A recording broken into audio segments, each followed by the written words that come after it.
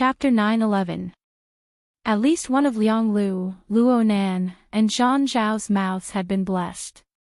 With the prediction of the situation still ringing in their ears, after a brief meeting, the base's military resolution team announced that the relay station was executing a Level 2 pollution response and entering a state of emergency.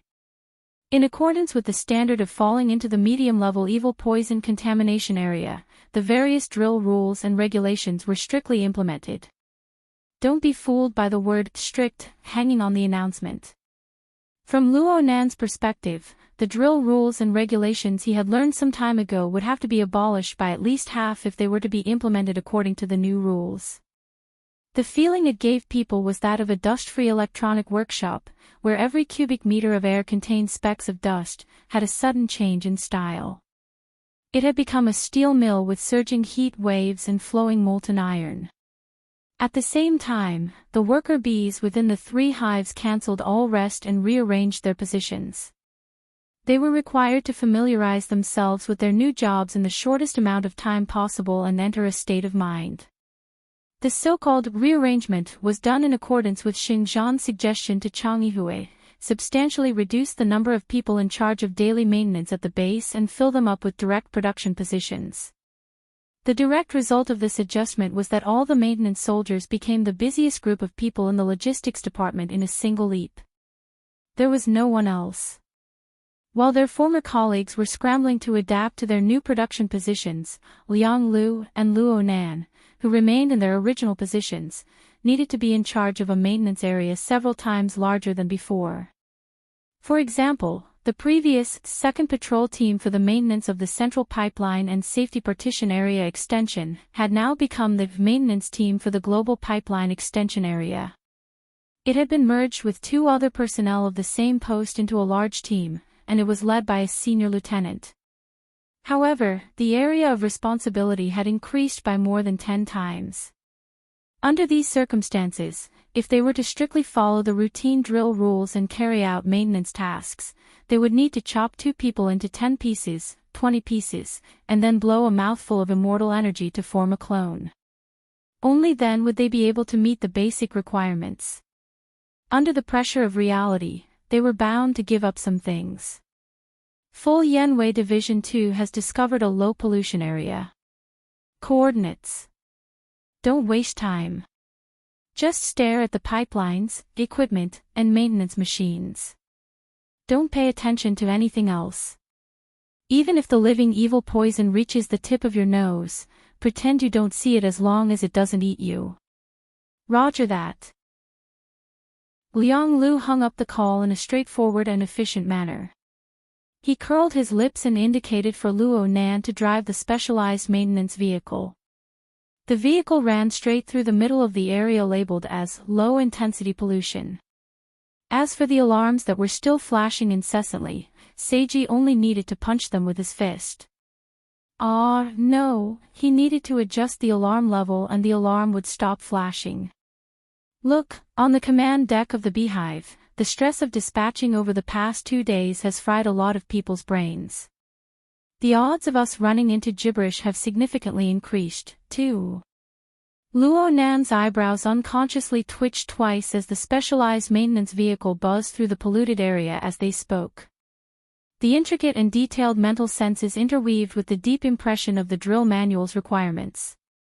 This was more or less a type of torture for a patient with mild obsessive-compulsive disorder. Liang Lu mentally prepared him with the tone of an experienced person. Now, don't think of the base as a base. You can close your eyes and imagine a military stronghold that was built before the world of sin and was later abandoned. Now it is completely abandoned. Only mutant species that grew up in the evil environment will occasionally pass by. That's basically what a moderately polluted area means. What we're doing now, you can just treat it as field work. Even the logistics personnel will occasionally have the opportunity to go out into the field. This is a rehearsal ahead of time. Luo Nan laughed, and Liang Lu laughed as well. He punched the control panel of the vehicle again. Who would have thought that a problem would occur with the jade crystal array? It's all that self-righteous, wicked thing's fault. Luo Nan, who was given the title of Wicked Thing, had a smile that collapsed a bit. Luckily, Liang Lu didn't notice. He just sighed. Honestly speaking, our luck is far too bad. The follow-up treatment is quite troublesome after staying in this environment for too long. But it's fine. We're fully reimbursed. We don't need to worry about the cost. It was hard for Luo Nan to imagine the situation outside of the game setting. But through his observations during this period of time, he discovered that the citizens of Heavenly Abyss of the Hongguang system had a contradictory attitude toward the evil poison. Of course they knew that the evil poison pollution was a very troublesome matter. Otherwise, Zhang Zhao's mentality wouldn't have nearly collapsed. The early stages of the world of sin calamity also wouldn't have so many tragic cases that made people feel suffocated. But the evil poison pollution was a problem that the people of the Hongguang system had to come into contact with, face, and endure. No one lived in a vacuum, let alone a vacuum that couldn't block the pollution and infiltration of the evil poison environmental rules. Therefore, in the face of such a terrible situation, everyone in the relay station, be it the knights, the colonels, the sergeants, or the privates, all displayed a kind of calmness, as though they had given up. The evil poison was truly disgusting. Well, since they had already splashed it all over their bodies, then so be it. Of course, the evil poison pollution would have repercussions, and it would be very serious. There were over 10,000 soldiers in the base. Don't look at how each and every one of them was alive and kicking right now. After the war, they would have to pay a huge price for treatment. Even if the expenses were reimbursed, the treatment was bound to drag on for a long time. Variables would crop up everywhere. But so what? Everyone is forced to do so. Since the beginning of the world of sin calamity, the public version of the Empire's internal cultivation and law deployment has been updated practically every 30 years. After several hundred versions, it has long since changed beyond recognition when compared to the current one. Why? Liang Lu used his chin to point at Luo Nan as he asked this question. But he didn't expect Luo Nan to answer at all. He continued speaking, key techniques like internal cultivation and law deployment have been tempered over and over again. How many years have passed before they have accumulated their essence? They are the results of basic research done to the extreme. But how can basic research be broken through that easily? One iteration every 30 years. If one could have this kind of speed of progress, then the godly kingdom of the heavens would have to crawl on the ground and call them daddy. In the end, everyone has been living in the evil poison environment for a long time. They have been polluted and mutated by the environmental rules. They have no choice but to do this. Perhaps in a few hundred years, a few thousand years, people like us will be a completely different species from our ancestors even though we still retain our historical memories. We will be forced into a different evolutionary direction by the evil poison. Hey, did I say a bit too much? I didn't scare you, did I? Luo Nan answered honestly, not at the moment. Oh, you're that courageous. Our situation this time won't be worse than the one Captain Lu faced in the war to defend the ancestral domain back then. Liang Lu was startled for a moment, then he laughed out loud. That's the right way to think. The car slowed down on its own in the middle of his happiness. A large bionic device in the shape of an insect lay quietly within the pipeline tunnel approximately 50 meters in front of them. The 6 limbs spread out symmetrically. Each limb was as thick as an arm, but compared to the curved main cabin that was the size of a train carriage, they still appeared slender. As a result, when they propped themselves up at the bottom of the tunnel, they felt soft and powerless. Chapter 9:12. When they got closer, they were able to see that the enormous mechanical insect in front of them was nearly filled to the brim with pipelines. There were hundreds and thousands of larvae wriggling and undulating beneath its slender limbs. Some of them even flew up in the air, climbing to higher areas of the limbs. They moved in sequence and flowed ceaselessly. Oh! Liang Lu instantly exposed a few small details that contradicted his identity as an experienced person, but no one cared about this right now. The specialized maintenance vehicle continued to move forward. They got a bit closer, and the sparks that occasionally lit up between the larvae and the limbs allowed the two to see even more details. There were protrusions on top of the 6 limbs, and every protrusion was a special workstation that could accommodate 1 or 2 people. There were roughly 100 of them, but not even a tenth of them were in a working state right now. And the so-called larvae were actually all sorts of self-propelled maintenance robots.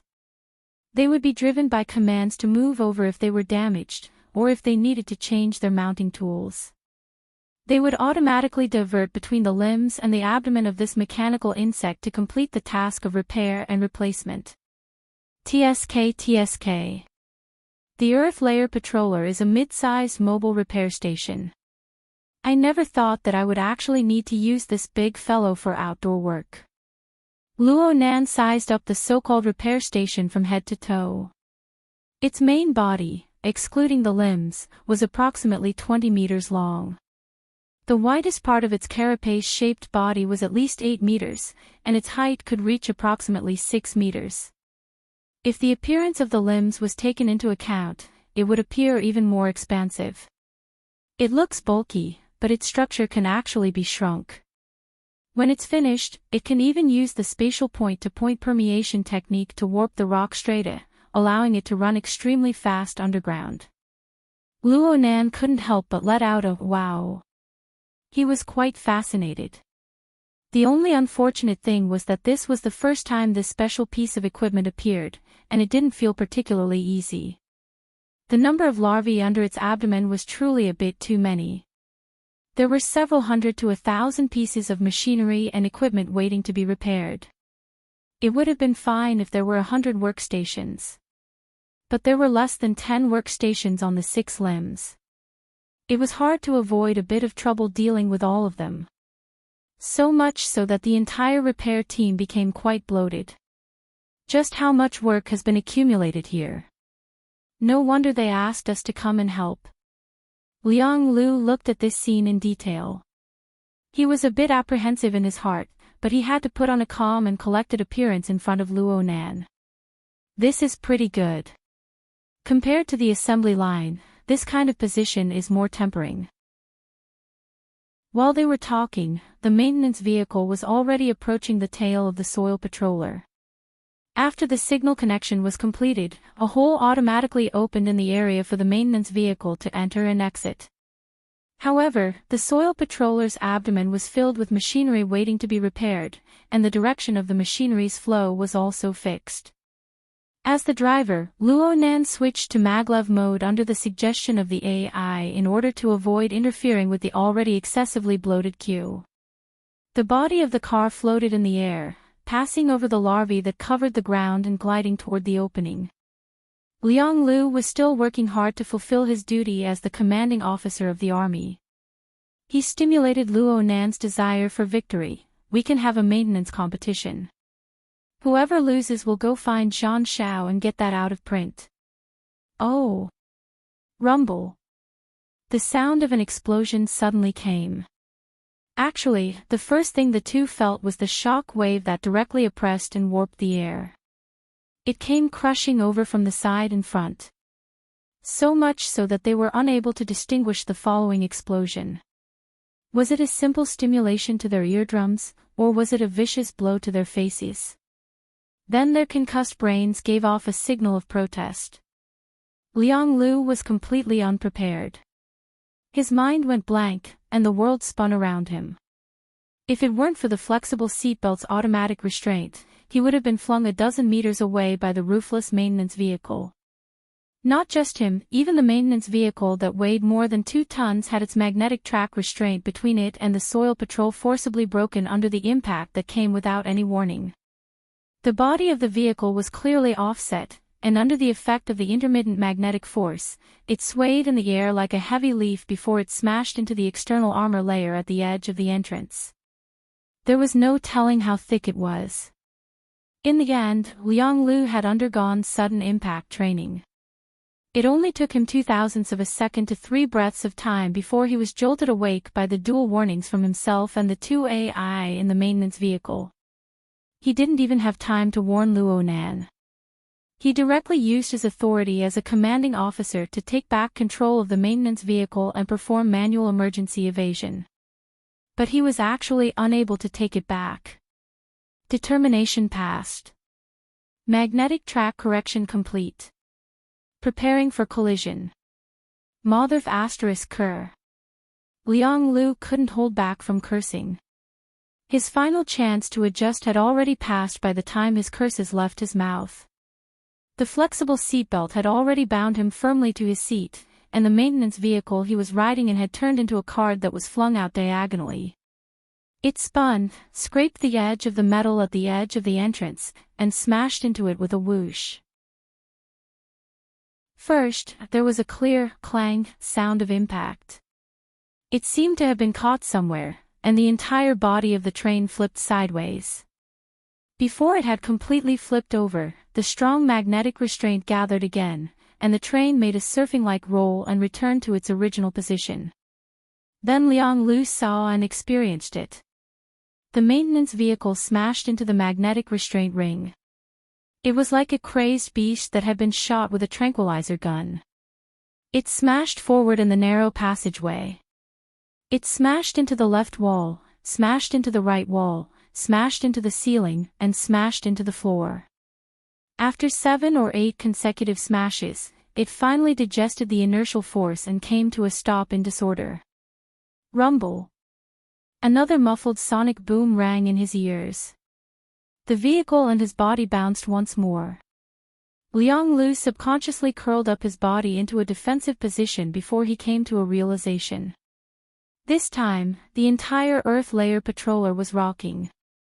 The second sonic boom was the same as the shock wave that nearly caused the car accident. It was just that they had entered the stomach of the Earth Layer Patroller. There was an additional layer of filtering buffer, so it wasn't that uncomfortable. This was. The fantasy breed servant army outside had begun a large-scale attack. They had really made it at the right time. Liang Lu finally came to his senses. He turned his head to look. Luo Nan, are you okay? Luo Nan was also firmly tied to his seat, but his hands were still propped up against the driver's seat sensor area. His arms were a bit stiff. Liang Lu was worried that his defensive posture wasn't in place and that his bones would be broken by the collision from the tumbling just now. I'm fine. Luo Nan's voice was still stable. His hands moved away from the sensor area, and at the same time, the two's flexible seatbelts automatically loosened, restoring their freedom. Liang Lu let out a long sigh. His scalp tightened. In that situation just now, if they really collided, it wouldn't be fatal. However, they would injure their muscles and bones, and they would be sent to the battlefield hospital. If this was the result of their first new mission, they wouldn't be able to raise their faces before the end of this battle. Liang Lu remembered something else when he thought of this. He pulled up the operation records of the special maintenance vehicle without a second thought. Even so, it was more daunting than dangerous, but he just couldn't understand why he didn't take back the control authority when he used his commanding officer authority. The last operation. Luo Nan. Yes, Gongshe. Luo Nan responded. Liang Lu looked at the confused expression of his only subordinate soldier. His own mind was even more confused. What kind of operation is this? He saw that. No, that set of records showed that Luo Nan had promptly switched to manual mode the instant the special maintenance vehicle was detached from the magnetic track. He completed as many as 22 operations within 1,000th of a second. He forcefully completed the manual docking of the vehicle and the magnetic track, as well as the trajectory adjustment. It was this series of operations that helped the AI complete the most critical judgment of the situation. It allowed everything to return to the right track. Liang Lu only reacted in the latter half of this time frame. He attempted to take over the authority, but the AI had already determined the correctness of the previous set of operations. It gave Luo Nan more weight in the operations, and this caused Liang Lu's control to become ineffective. Basically, there were no mistakes in the logic. But how did Luo Nan enter and execute the 22 operation commands in the blink of an eye? Just how fast did his consciousness rotate in that instant? The operation records were drawn, right? Luo Nan looked at the records and was a bit baffled. I didn't do that much. Someone followed up just as the conversation began. What kind of operation? To put it nicely, it's an extreme operation. But to put it bluntly, it's an operation that scrapes the edge. It's an operation that's just a hair away from violating the rules. The answer to Liang Lu's doubt was a hoarse voice that suddenly appeared, sounding a little weak. The two people in the car looked in the direction of the voice. This was already the end of the passageway. It just so happened to be a parking area.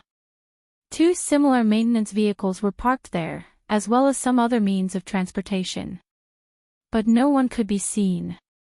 Liang Lu and Luo Nan didn't dare to tarry. They happened to jump out of the car at the same time by chance. They stood ramrod straight and announced in a loud voice, "Second-rank public officer Liang Lu, Private Luo Nan, has come under orders to report." It was still the same hoarse voice. He spoke powerlessly, you can see it. I'm your direct subordinate officer, Go Yi. If you have the time to talk nonsense, come over and help your officer up. Ha! The two looked at each other in dismay. Luo Nan's reaction was a bit faster. His line of sight shifted and he saw a shadow that didn't quite fit in between the two parked maintenance vehicles. After confirming the suspicious range, they focused their analysis.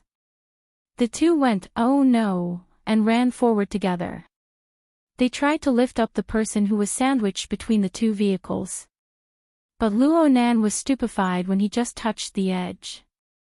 The current situation of this Lieutenant Go Yi really wasn't suitable for many people to use their strength. This was because this person's limbs were all severed from the shoulder to the hip. Moreover, he didn't have prosthetics installed. He had the appearance of a severe disability that was completely unable to take care of himself. Liang Lu was still able to recognize this person. He called out, "Lieutenant Go," once more and carefully lifted him up, placing him on the side of the car. You've never seen a disabled person before, huh? Then do you know that this disabled person just helped you out? Lieutenant Go Yi was clearly already used to Luo Nan's current gaze. He had an indifferent expression, still full of the air of an officer. If I wasn't here, I wouldn't have used my only leg to adjust the magnetic orbit. You, Private Luo Nan, would have had to perform at least 50 instantaneous operations. That would be a completely illegal act of mental interference. I could immediately kick you back to 2 Hive. Chapter 9:13. What could Luo Nan say? He could only straighten his body and respond in a loud voice. Liang Lu, who was still supporting Go Yi, opened his mouth in an attempt to plead leniency for Luo Nan. But before he could speak, Go Yi's round face, which didn't have much dignity to it, turned around. His lips curled into a sneer, "And you?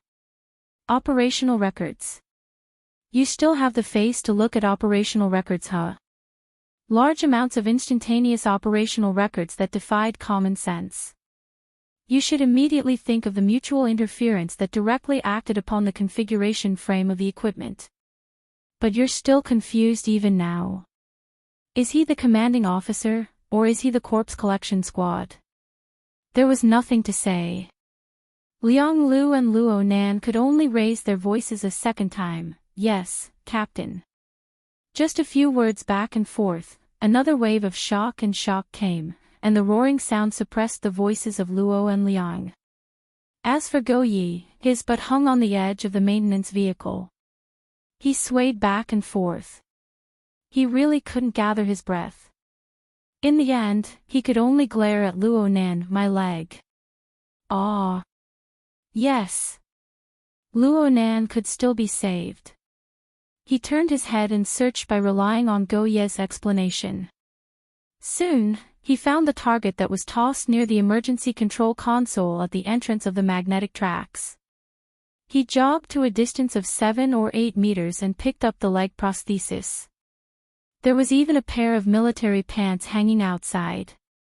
During this time, Go Ye raised his eyebrows and asked Liang Lu for confirmation. Fish egg? Liang Lu grinned. It could be considered an apologetic smile, but in the end, he still answered very seriously, naturalized seed. Outstanding talent. Stable operation. 0 mistakes to this day. Regular operation is very stable. But once you exceed the scope and need to display your abilities freely, the nature of the fish egg will be exposed. Go Ye watched Luonan return and declined Luonan's offer to help install the prosthesis. His smooth and round body dropped down and the suction cup on his left hip latched onto the prosthesis. In this way, this person had become a left leg prosthesis. He could move freely. He was a disabled person. Luonan was a bit curious.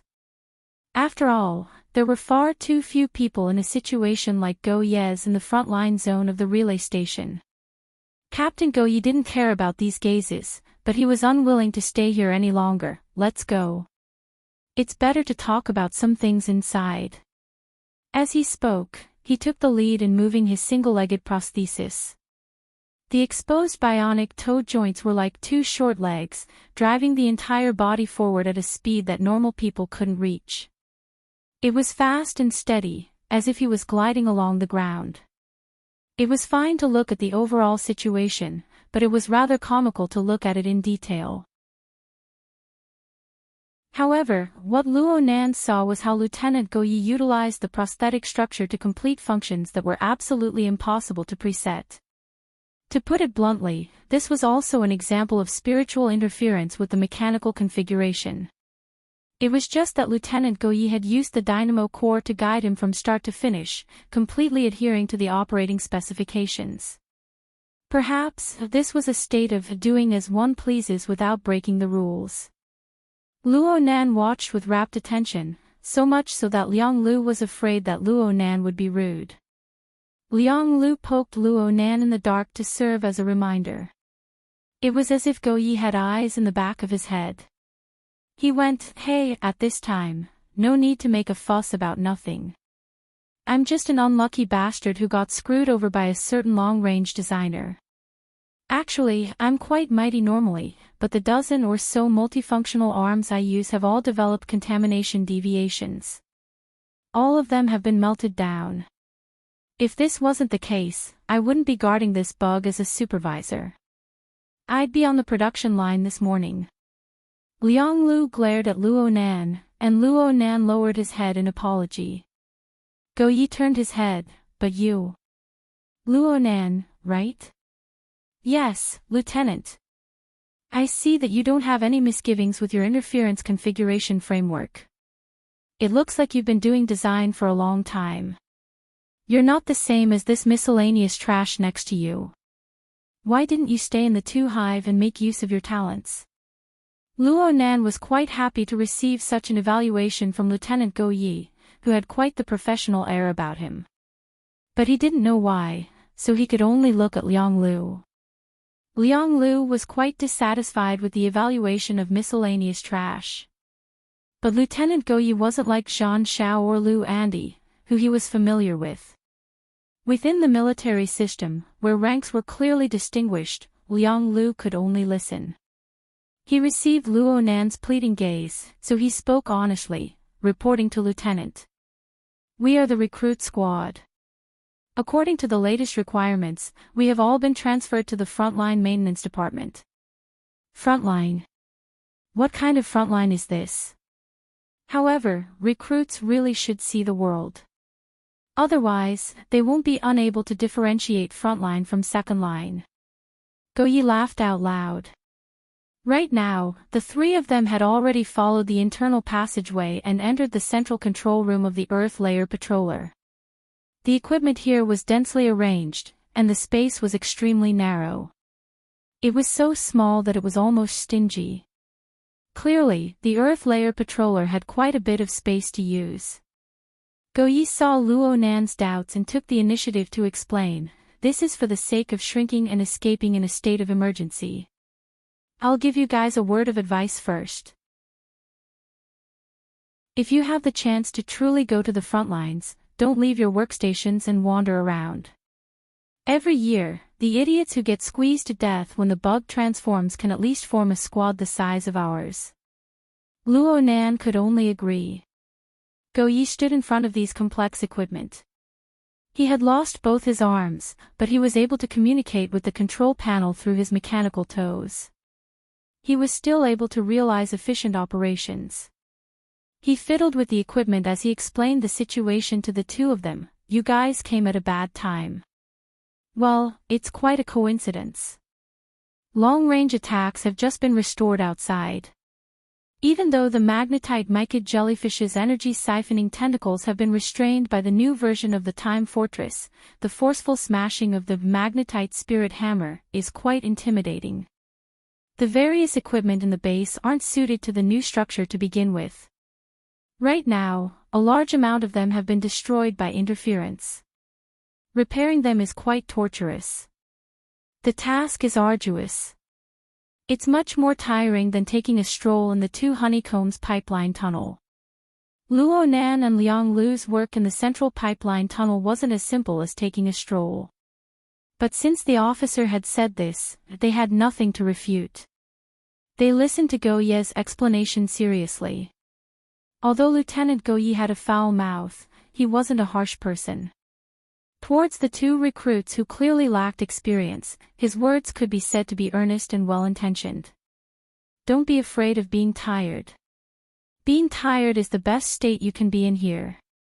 If you're not tired, then you're dead.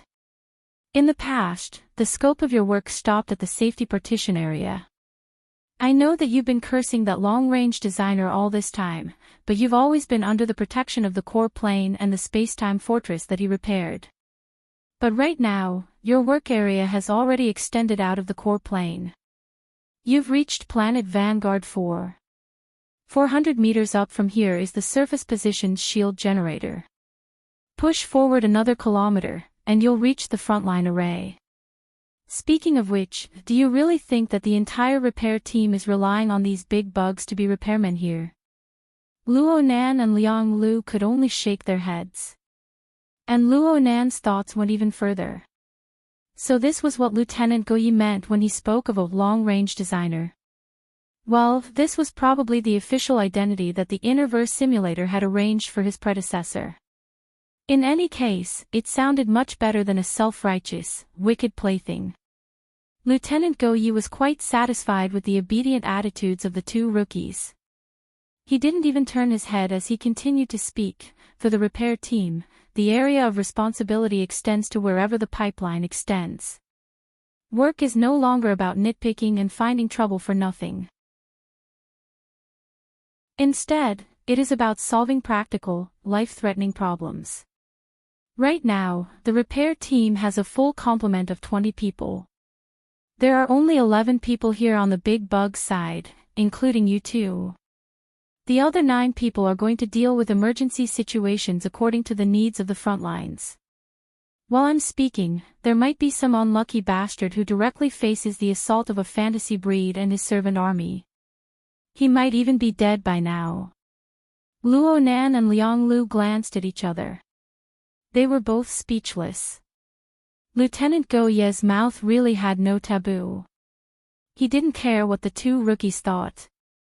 He directly brought up the structural diagram of the Earth Layer Patroller, indicating for the two to see and remember it clearly. "We're currently short on manpower. We have a full complement of 84 classified workstations. Only 8 have been activated. The flow isn't too smooth.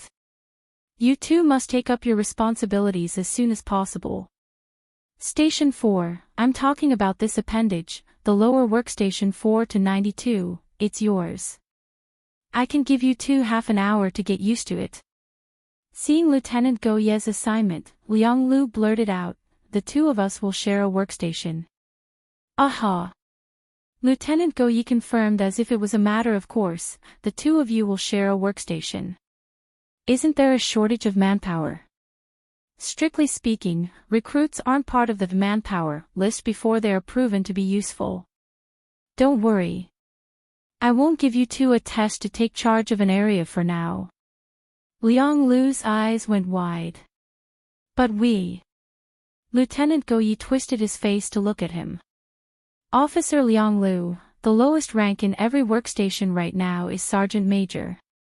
Who gave you the courage to compare yourself with them before you've even entered the post? Yes, Lieutenant. Liang Lu's voice quickly weakened. Lieutenant Go Ye didn't seem to be truly angry. His tone didn't change at all. If nothing unexpected happens, we'll be traveling the entire base on the back of this big bug.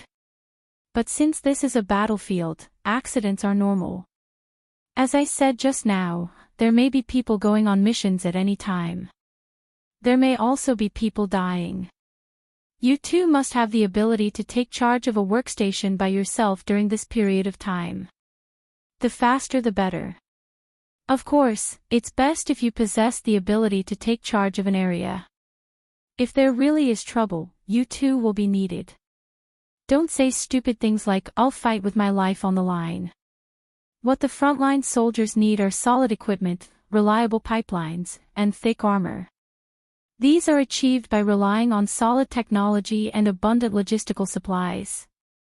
Without these, no one would care even if you stuffed your own flesh and blood inside.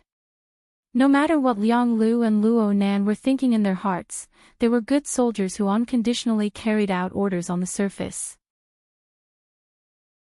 They puffed out their chests at the same time, and it was unknown how many times they made the standard response, "Yes, Lieutenant." Go Ye turned around. He placed one foot on the ground, and his butt leaned against the control panel. He used this strange and unruly posture to face the two rookies. "That's all. You two can go to your workstations. Oh right, the damaged magnetic track and the repair vehicle are all your jobs. Don't forget to fix them before you start work." Chapter 9:14. Beep. Activity source 6 to 23 is diverted. Egg host B comprehensive repair station 1. Mother-child type. Requesting replenishment of the liquid metal mechanical model and the original chip. Also requesting replacement of the internal factory module. Luo Nan twisted his neck. The soundproof earmuffs automatically turned on the response switch. Lower workstation 4 to 92 received. Spare parts for the liquid metal mechanical model and the internal factory module. Requesting 2 base numbers of the original chip. Received. Automatically updating the data of the spare parts requested. Request approved. The spare parts have entered the cargo corridor. Luo Nan didn't waste any time in communicating with the AI. He continued to bury his head in researching the work in his hands. 30 syncopators were like 30 flying ants. They surrounded the component clamped in his hands, moving up and down as they shuttled back and forth. The visible trajectory and the invisible but even more rigorous and beautiful configuration contours converged in the void. Luo Nan was in the middle of earnestly observing and understanding when he was jabbed in the shoulder. His train of thought was nearly interrupted. He raised his head and saw Liang Lu at the side. Liang Lu extended his hand to indicate for him to look at the flickering light and shadow icon on the transparent isolation cover in front of the workstation. The current Luo Nan couldn't be mentioned in the same breath as when he muddle-headedly participated in the offline test. He soon found his target from the dazzling visual data. Spare parts loss rate, 4%. Spare parts application rate, 100%. Spare parts module usage, 77 base numbers. Spare parts reuse rate, 31%. Lower workstation ranking, 1. Luo Nan went, "Oh." He understood Liang Lu's meaning. This meant that their group of workstations was ranked first among the 3 lower workstations out of the 8 workstations that the Soil Patrol was currently working at, based on their total work volume, work quality, work efficiency, sustainability, and other factors. Worthy of praise. Continue to work hard. Luo Nan grinned, accepting the encouragement from his superior. Then he lowered his head once more and continued with his previous work. Luo Nan's consciousness worked, and the configuration design of the handheld component gradually appeared within the notebook space of the auxiliary AI. It also appeared in the virtual work area in front of him. It was compared with the original data in the base's database. Luo Nan paid attention to the real thing aside from comparing the data. It wasn't just the one in his hand, but also the workstation he was at. A new disassembled component appeared. That's right. The 6 limbs that the Soil Patroller extended were not just to arrange the workstations. At the very end and at the very bottom was an automatic maintenance node. When the self-propelled equipment that needed to be repaired gathered here, some of the common and relatively simple faults were directly solved at the automatic maintenance node. If the system determined that it could not be repaired automatically, it would be handed over to the various workstations for disposal. In addition to this, there was another situation. Some equipment that had been determined to have no value to repair would be dismantled at the automatic maintenance node. The enormous noise that forced Luo Nan to wear his soundproof earmuffs came from this. Under the intervention of artificial intelligence, the automatic maintenance node would retain the reusable components, reclassify, refurbish, and transport them to the parts warehouse of each workstation for second use. Just now, Liang Lu had pointed out a series of statistics in this area. Such a setup could greatly improve the sustainable utilization of equipment resources. It was even more valuable in field operations. It was just that Luo Nan wasn't interested in the work of reusing parts. It was the same even if his workstation's relevant data was among the best. All he cared about was how to restore the configuration design to the greatest extent possible in a specific system for a specific component. So he didn't hesitate to expend his mental energy to restore the configuration design of all the parts, facilities, and equipment that had passed through his hands. This was to gain a deeper understanding of the overall train of thought and considerations of the product designer. He traced back to the source and sought for a thorough understanding. For a maintenance personnel, engaging in this sort of reconstruction research was a waste of time under the premise that they already possessed detailed basic information. But who asked Luo Nan's 2-person workstation to be in such a special situation? Poof! Luo Nan was once again called out by his superior. It was a bit strange. Wasn't it Liang Lu's working time right now? The host AGB was the most common and highly modular self-propelled comprehensive repair station. They had already repaired no less than 40 of them in the past few days. Aside from the first few that needed to be gnawed on because they weren't too familiar with the situation, they should have been repaired with their eyes closed. He asked through the communications device of his soundproof earmuffs, "Officer, is there a problem?" Liang Lu didn't respond. Instead, he straightened his back in his seat a second ago. He used an incomparably proper posture to speak loudly. In his nervousness and haste, he actually forgot to turn on his communications device. Of course, Luo Nan couldn't hear a thing. But Luo Nan wasn't an idiot. How could he not understand what was going on when he saw Liang Lu's posture? He immediately gave up on the wasteful activity in his hands and turned off the soundproof function of his earmuffs. He sat up straight like Liang Lu and reported amidst the deafening rumbling and vibrations of the outside world, "Hello, Lieutenant." The current Luo Nan was becoming more and more like a native of the Hongguang galaxy. He was already used to restraining his mental senses to avoid being exposed to the polluted environment. But because of this, he became sluggish. He didn't even notice that someone had walked up behind him. Oh, Liang Lu said that the military had a few sensing methods built upon the foundation of using the dynamo core. Though they weren't as comprehensive and specific as mental senses, they were extremely sharp and incisive. He had to learn them no matter what. Luo Nan entered a state of introspection and was a bit distracted. Fortunately, Lieutenant Go Yi, who had suddenly arrived between the two of them. He just looked at the visual data on the isolation barrier. He didn't mind their attitude and reactions.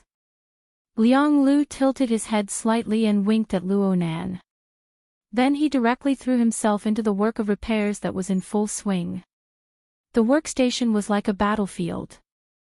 Even if the hierarchy was strict, unnecessary etiquette could be dispensed with in a working state. So Liang Lu was confident and in the right when he threw the blame to Lieutenant Go Yi. As for Luo Nan, who was unfortunately in an idle state, he needed to face Lieutenant Go Ye's interrogation during his post-patrol. Go Yi still had the image of a cripple who supported himself with one leg. It would be very hard for him to complete the overly complex operations if he were to personally do the work. But his considerable standard and abundant experience in the professional field allowed him to possess the qualifications and ability to instruct all the maintenance soldiers on the Earth Layer Patroller, 77 base units. Based on the calculation of 20 equipment for each base unit, your efficiency these past 2 days is pretty good. Luo Nan had forcefully translated the unit of time in the Heavenly Yuan Empire into the level of day. It was only about 14 hours. 2 days was about 28 hours. Luo Nan had handled 1,500 pieces of equipment during this time, and his success rate was considerable. With this foundation, Luo Nan accepted Go Ye's evaluation with a clear conscience. Thank you, Lieutenant. Yesterday at this time, the spare parts recycling rate on your workstations was only 7%. Now it has already soared to over 30%. You're living quite frugally. Have you considered the failure rate? Chapter 9:15. Luo Nan really hadn't considered it. He used the syncopator to analyze the configuration, and then dissected the design using the idea of configuration design. Then, he saw where he could use it. Of course, he used it immediately. As for the follow-up, he didn't think too much about it. Besides, didn't they all pass the systems inspection? Is there a law that prohibits me from doing that? Luo Nan was a bit confused. However, Go Yi didn't criticize him either. He only moved forward a short distance, and the only available mechanical prosthesis was connected to the control panel of the workstation.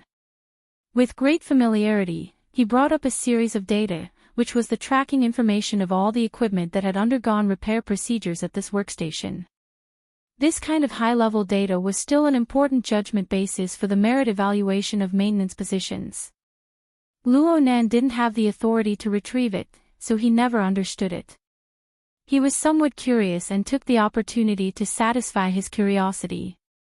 However, the efficiency of his naked eyes compared to Go Ye's reading speed with the dynamo core was worlds apart. Go Yi finished reading hundreds of thousands of pieces of information in the span of a breath. Soon, the basic data interface disappeared. Go Yi mumbled a few keywords. Self-handling missions, not bad. Battle loss rate, meaningless. Second failure rate 7.1%. Average. Hee, not bad.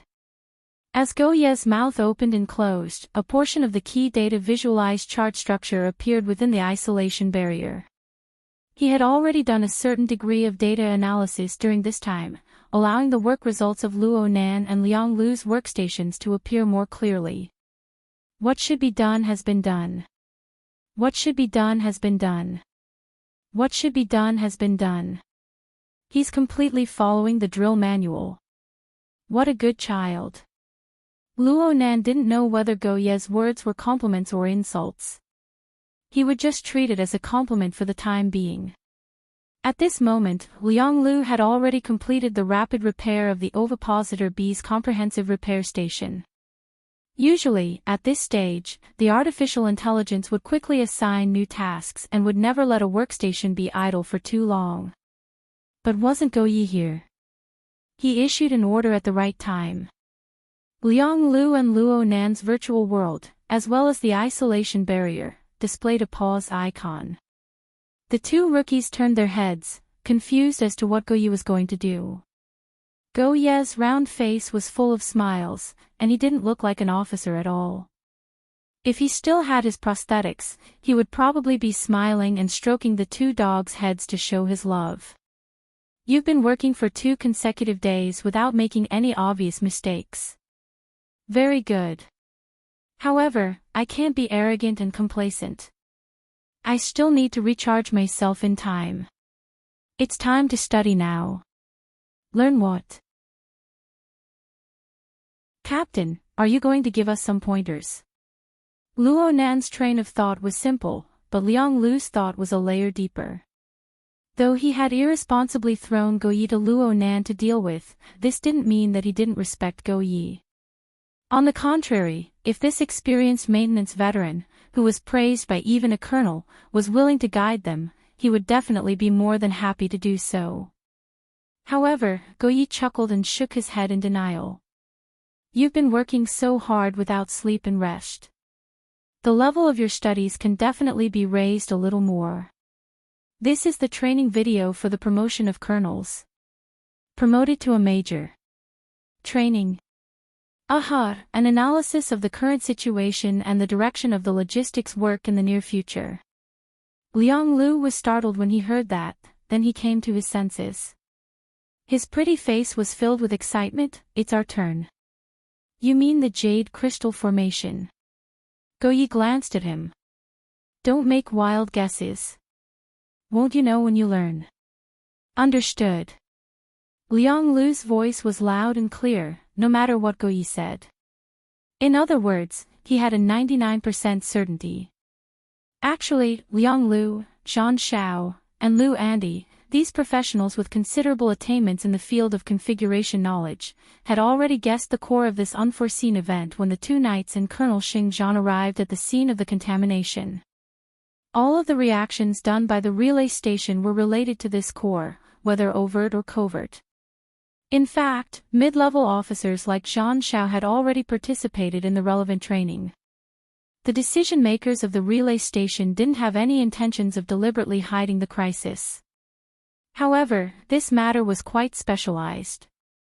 Not everyone could understand it smoothly. Plus, it was wartime right now.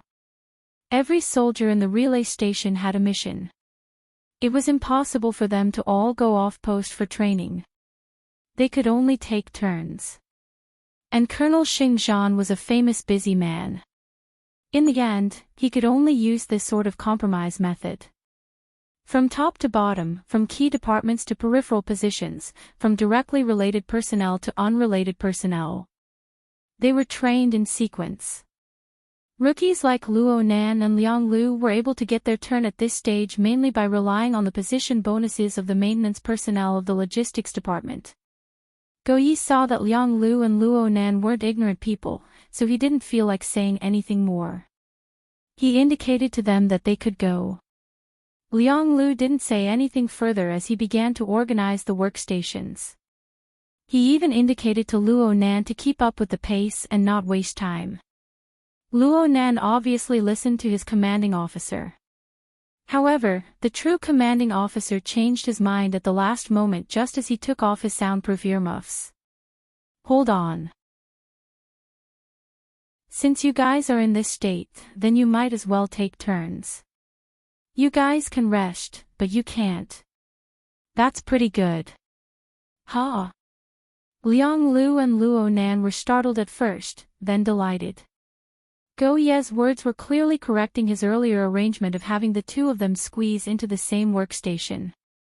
It was tantamount to recognizing their ability to work independently. Yes, Lieutenant. Liang Lu and Luo Nan spoke at the same time. Liang Lu even clenched his fists in secret, cheering for the sake of quickly justifying himself. Liang Lu had Luo Nan go listen to the lecture first. He was quite interested in Colonel Xingzhan's training course.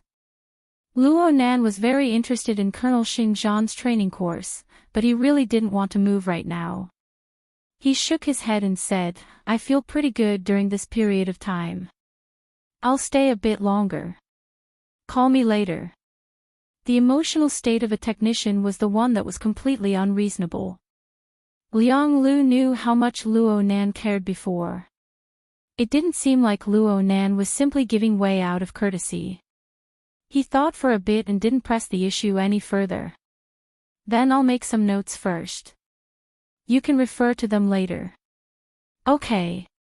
The two reached an agreement. Liang Lu jumped up and saluted Go Yi. He hurried out of the workstation and rushed to the training room. The pause icon of the isolation cover disappeared at nearly the same time. A new round of tasks had arrived. The advantage of the two workstations was completely lost as soon as Liang Lu left.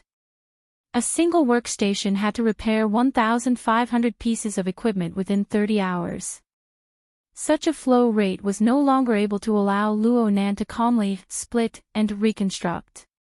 He quickly entered a working state to deal with the equipment queues that flowed over one after another. The vast majority of maintenance tasks at the lower workstations were those that were hard to handle with the automatic maintenance process, but they were relatively low-end problems. Luo Nan didn't need to use too much of his brain. He just needed to make accurate judgments, choose the appropriate materials, and act fast. It was because of this that Luo Nan would subconsciously use the syncopator to cut the more special equipment problems the moment he bumped into them during such a busy time. Luo Nan might not have the time to ponder deeply, but he would always encounter similar situations no matter how special this sort of large flow and highly repetitive task flow was. He couldn't see through it the first time. He couldn't see through it the second time. He couldn't see through it the third or fifth time. He wouldn't miss it. Whenever there was a gap of a dozen or 20 seconds between two maintenance tasks, Luo Nan would quickly organize and record these small gains. Through this method, Luo Nan quickly absorbed the mature and complete configuration design results of the Heavenly Yuan Empire. He endlessly enriched his own knowledge base. He didn't feel bored at all, he just enjoyed it. The feeling is really good. Your foundation is quite solid. Your condition is even rarer. For the 100-year sequence to produce such a talent, the Department of Science and Education should treat you as a model. They should be bragging about you. Luo Nan's heartbeat sped up in an instant from the soundproof earmuffs. Only now did he realize that Go Yi hadn't left yet. He had been observing from behind all this time. Speaking of which, this could already be considered interfering with his work. Lieutenant Go Yi didn't seem to be aware of this. He continued to evaluate Luo Nan. Your hobbies are out of the ordinary. Many people know that the syncopator is useful, but it's rare to see someone use it as frequently as you do. However, there's something I don't quite understand. If you trained in this solid foundation in the general knowledge course of the 100-year sequence, then even if you've never come into contact with military equipment before, there should be quite a high rate of mechanical configuration designs in related civilian products. Is there a need to carry treasures back to your home, to take notes one by one, to proofread them all over again? Luo Nan's hands didn't stop working, but his mind was a bit muddled. He didn't know how to respond. Was he supposed to say that he had gone through the most basic of learning and practice in a sandstorm filled with spacetime configuration fragments? At the same time, he relied purely on self-study. He hadn't received any formal foundational education in configuration. Speaking of which, what in the world was the Innerverse simulator doing? How could it allow a gamer to fall into such an awkward and sensitive situation? Lieutenant Go Yi blew on the syncopator while Luo Nan was crazily ridiculing in his mind. The syncopator, which Luo Nan had been controlling, suddenly deviated from its original trajectory. It spun and spun on the control panel. Or is it that you didn't learn mechanical configuration design in school? You walked the path of bionics or genetic layouts? Actually, I studied spacetime design. Luo Nan thought about these words, but he didn't say them. In the end, he could only respond vaguely, I just learned blindly. And at this time, he shouted loudly in his mind, hurry up and show yourself, simulator of the Innerverse. He didn't know if the simulator had shown itself, but Lieutenant Go Yi really did laugh at this moment. All right. That's a possibility. However, speaking of the syncopator, this little thing is a mechanical creation, but the source isn't that solid. The credit of the School of Fantasy is a bit bigger. It said that it's an accessory to the School of Fantasy's research on the alien species. The School of Fantasy. Luo Nan wasn't too clear on this concept, but it wasn't good for him to ask. He just listened to Go Yi speak. The syncopator is very different from the School of Creation in their hands. It's gaudy, but it's especially capable. It can even simulate a senior lord-level alien species and a fantasy species. Later on, they had to simulate the nefarious poison revolution. In the end, they flipped many times, suffering disastrous casualties.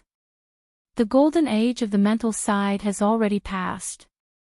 The domain of configuration doesn't have a solid material foundation. It's far too easy for problems to arise. The School of Fantasy has declined because of this. Legend has it that the perpetual configurations that are active in the depths of the Sky Abyss spirit network, capable of imprisoning and taming fantasy breeds, have been annihilated one by one. Chapter 9:16. Hey, Lieutenant Go, you're still here. 40 minutes later, Liang Lu finished his training and came back. He was quite surprised to see Go Yi still at his workstation. He thought that he had figured it out and defended Luo Nan. Lieutenant, Luo Nan's mind is very clear. His hands are very steady. There's absolutely no problem even if he's here alone. Yes, there's no problem. Lieutenant Go Yi casually admitted. He watched as Luo Nan completed yet another maintenance mission. Then he used this time to clarify his statement. It's because there's no problem that he can't be here. Ha! Since you can work independently, your workstations must be separated for the sake of efficiency. It just so happens that Sergeant Xian Zhu has gone to the front lines to deal with an accident. A few workstations have been adjusted, and 1 to 95 is empty. Luo Nan will fill in. Let's see how it goes. Luo Nan will definitely be fine. Liang Lu answered happily. Then he suddenly froze. Go to Station 1. That's quite far. Go Yi laughed. How big is this bug? Liang Lu knew that this had nothing to do with size. According to the current work intensity, the two might not see each other for the next 8 to 10 days if they were to be separated on the same Earth layer patroller. Working independently. Working independently. Speaking of independence, the only soldier he could control was the one who was given independence. He was a bit stunned. He thought of something and said, "This. Luo Nan is my soldier." Yeah, you brought him. Go Yi looked at him with a smile. Do you have any objections to this deployment? How could Liang Lu dare to have any objections? Plus, for a rookie like Luo Nan, being able to work independently was undoubtedly the most important affirmation, aside from a promotion and a promotion. He was just a bit awkward. As the highest person in charge of this Earth layer patroller, Go Yi didn't care what Liang Lu was thinking. He confirmed the time and spoke to Luo Nan. You have 1 minute to pack your personal belongings. Then go to the military classroom to look at the radiographic films. Come to workstation 1 to 84 before 9 o'clock today and start working. Your work data from 4 to 92 will be automatically merged into the past. If you have any objections to the data merging results and basis, you too can apply for a review after the end of this mission. No problems, right? Liang Lu and Luo Nan immediately responded. No problems. Go Yi Yang raised his eyebrows and didn't say anything else. Substitution technique carried his figure backward and entered the elevator tunnel. He didn't know where he went. There were only 2 people left at the workstation. Luo Nan and Liang Lu looked at each other in dismay. Probably because Lieutenant Go Yi had taken care of the adaptability of the workstations, no new missions were assigned during this period of time. This gave the two of them some time to talk. I only wanted to work on my own. I didn't expect to be sent so far away. Liang Lu was a bit vexed. He trusted Luo Nan's professional talent and skills quite a bit. It was just that Luo Nan's abnormal way of thinking about sacrificing common sense that made Liang Lu a bit worried. He unconsciously scratched his head and asked in a puzzled and troubled manner, "What did Lieutenant Go say to you just now?" Luo Nan began to tidy up his personal belongings. Actually, there wasn't much to tidy up. At most, he just needed to organize his data files so that they could be seamlessly connected to his new workstation. He did not hide anything from Liang Lu, and there was no need for him to do so. Lieutenant Go introduced me to a technique called fantasy mimicry. This was an answer that Liang Lu had not expected. What mimicry? Fantasy mimicry. It said that it's one of the supporting technologies when the School of Fantasy invented the syncopation apparatus. It's just that it's undergone a few improvements now. Luo Nan recalled the conversation just now and roughly summarized, it's a technique that uses the syncopation apparatus as a tool and utilizes a specific bionic configuration to guide and utilize mental abilities. It can bestow additional functions to the target, similar to a blessing. Lieutenant Go feels that I'm quite suited to learn this method. Liang Lu's eyes went wide. He wants to teach you. He copied a learning program for me earlier. He told me to study it by myself when I had the time. If I didn't understand anything, I could ask him. He harbors evil intentions. Ha! Liang Lu gestured excitedly. You still can't tell. He wants to poach you. He's giving you benefits, and he's hanging you. He wants you to work under him. Aren't we working under him? Ah. Liang Lu choked for a moment. His brain circuits were a bit off. A new mission was finally assigned at this time. The AI beeped and Liang Lu had no choice but to split some of his energy to handle the work on hand. But he was still unwilling in his heart. He seized every second to speak to Luo Nan. Don't forget that it was Lieutenant Commander Xing Zhan who arranged for me to lead you. You must let the Lieutenant Commander know of this matter. Listen to his opinion. Oh, okay. Luo Nan could roughly see the subtle psychology of the young officer before him. He felt that it was a bit comical, but the feeling of being cared for was pretty good. He laughed in response and said, I asked Lieutenant Go about this mimicry technique. He said that you can learn it as well. So I made an extra copy of the learning program. I just sent it to you. Liang Lu went, oh my. He nearly made a mistake with his hands. When he turned his head in the midst of being busy, he just happened to see Luo Nan give him a salute. Luo Nan retreated into the elevator passageway. Then the door closed and his line of sight was cut off. Liang Lu stomped his foot. He didn't care if Luo Nan could hear him or not. He shouted loudly, I've also sent you the important notes for the Lieutenant Commander Xing Zhan training class. The echoes of his shout buzzed within the closed workstation space. Then it was drowned out by an even more intense clamor. The 5th round of the 1st Army's classroom training class will begin in 10 breaths of time.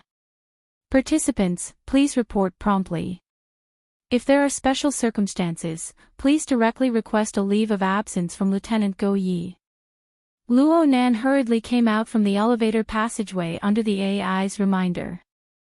He followed the new mission instructions and moved towards the 1st Army classroom. Though time was tight, he still glanced behind him. It was as if he could pierce through the ice-cold metal barrier and see Liang Lu. This was a character that Luo Nan already knew of even before he entered the game setting. Luo Nan grew more and more convinced that everything he experienced had once truly existed. At the very least, it was a projection and transformation of a certain reality. Let's not talk about anything else. Liang Lu was vivid and lifelike. He had flesh and blood. Whether it was the twisted expression of his emotions or the projection of his mental state, all of them possessed a solid foundation of character. Luo Nan absolutely did not believe that this was merely a fusion of millions upon millions of fragmented pieces of information. Perhaps in essence, what he experienced was still a game, a dream. But the basic material that constituted this dream. He was convinced that he had touched upon the temperature of life. Luo Nan let out a long sigh. The immersion in the game's setting had loosened a bit from this sudden feeling of emotion. But it didn't take much effort for the game's setting to return to a stable state. The military classroom was just ahead. Luo Nan practically used the last breath of time to step inside. Then he heard the Lieutenant Commander Xing Zhan's exceptionally loud and clear voice, "The training has begun.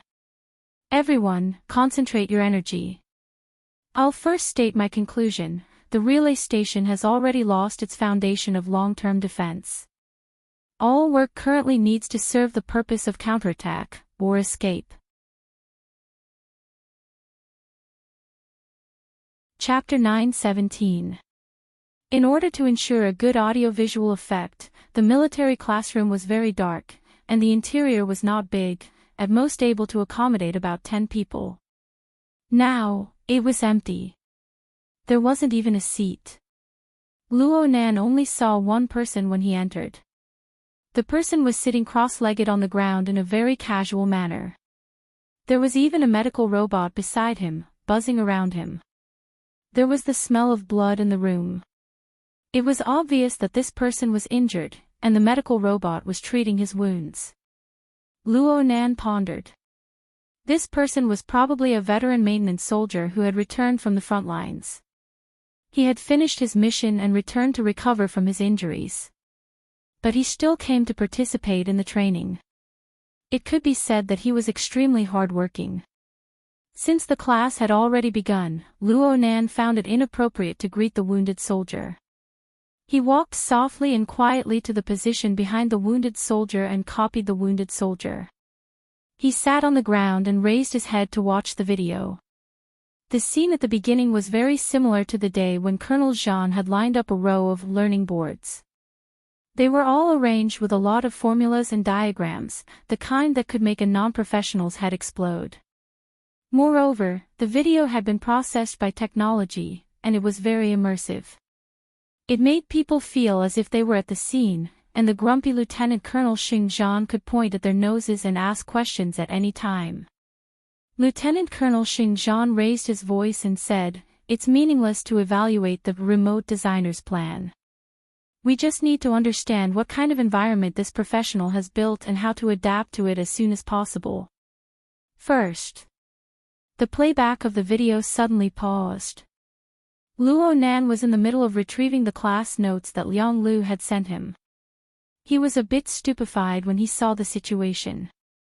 He subconsciously believed that the video had malfunctioned.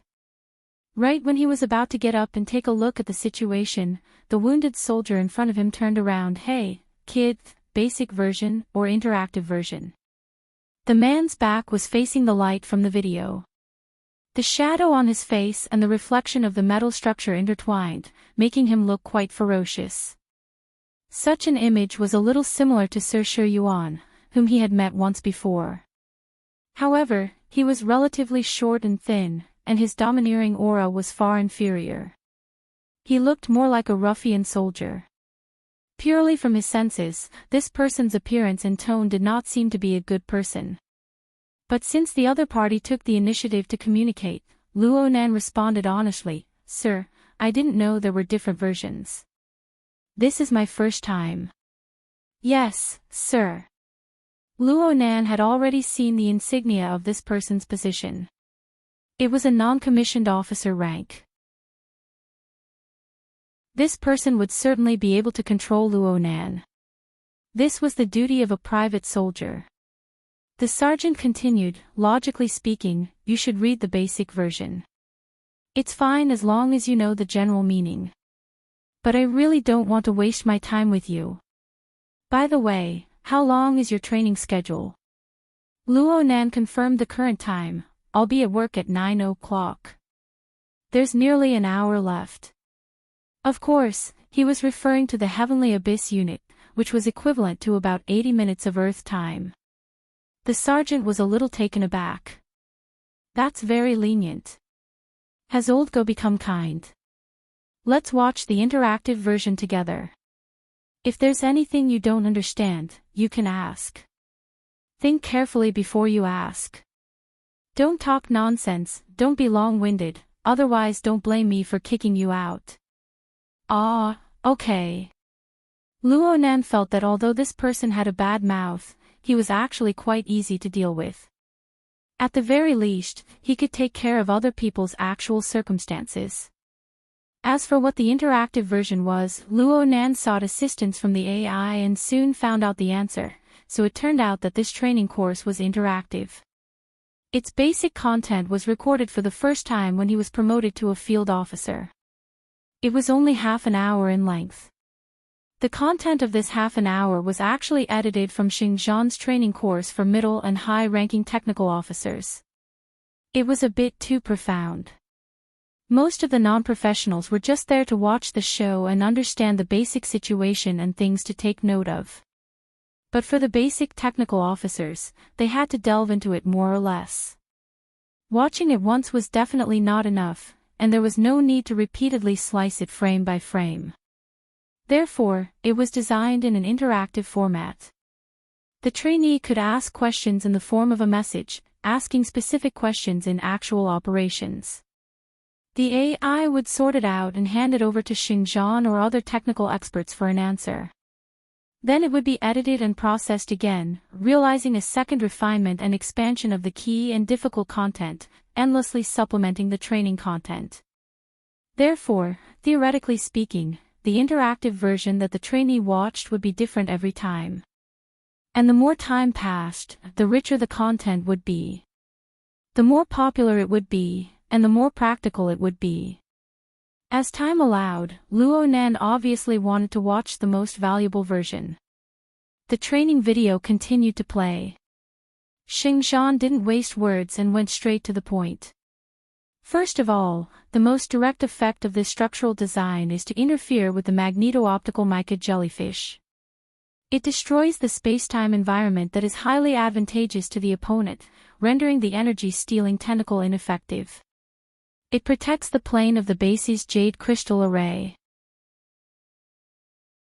Clearly, the original situation was destroyed and the space-time fortress was reconstructed. This was the main goal of the designer. The base really needed this at the time, and he succeeded. However, that person's design philosophy completely disregarded safety regulations. Moreover, it had a high degree of classical inclination. It fully utilized an interactive interference structure to pursue the dynamic equilibrium of different rules and environments. It didn't have any misgivings about the evil and poisonous environment. It boldly utilized it. I lack in-depth research into spacetime configurations. I don't know if this was the only path to take at the time. However, that person did subvert the principle of opposing the jade crystal array and the evil and poisonous environment. The two were sufficiently stirred in the environmental rules, influencing and permeating each other. The result was that the evil and poisonous environment seeped into the base, forming pollution. It brought about a large negative interference. Due to the requirements of his post, Officer Xiao continuously observed the changes in the spacetime environment. Therefore, he was directly affected. And outside of the base, the enemy's attacks were relatively weak. There is sufficient evidence to prove that they suffered from the reverse infiltration of the jade crystal array's rules. They are also adapting and adjusting. The environment that influences and permeates each other cannot be reversed in a short period of time. Whoever adapts faster will have the advantage. In this regard, compared to the magnet photon mica jellyfish of the Grand Monarch rank, our net-type jade crystal array has a very weak self-cleaning ability before it is ignited and connected to the internet. We can basically confirm that it will be scrapped in 4 weeks, and its full power won't last more than 3 weeks at most. Within 3 weeks, there are 2 opportunities to reverse the situation. The first is that the forward operating base is completed and can be ignited and connected to the network. The second is that reinforcements arrive in time. If they don't arrive in time, then we will have to make preparations to break out. But no matter what, we must ensure that the jade crystal array of the relay station operates stably even though it is sick. We must upgrade and transform all sorts of equipment, especially the dynamo core. We must install filtering and suppression functions to reduce the negative interference of the evil and poisonous pollution as much as possible. This was the basic point of view of Officer Xiao Luo. He didn't make dry statements.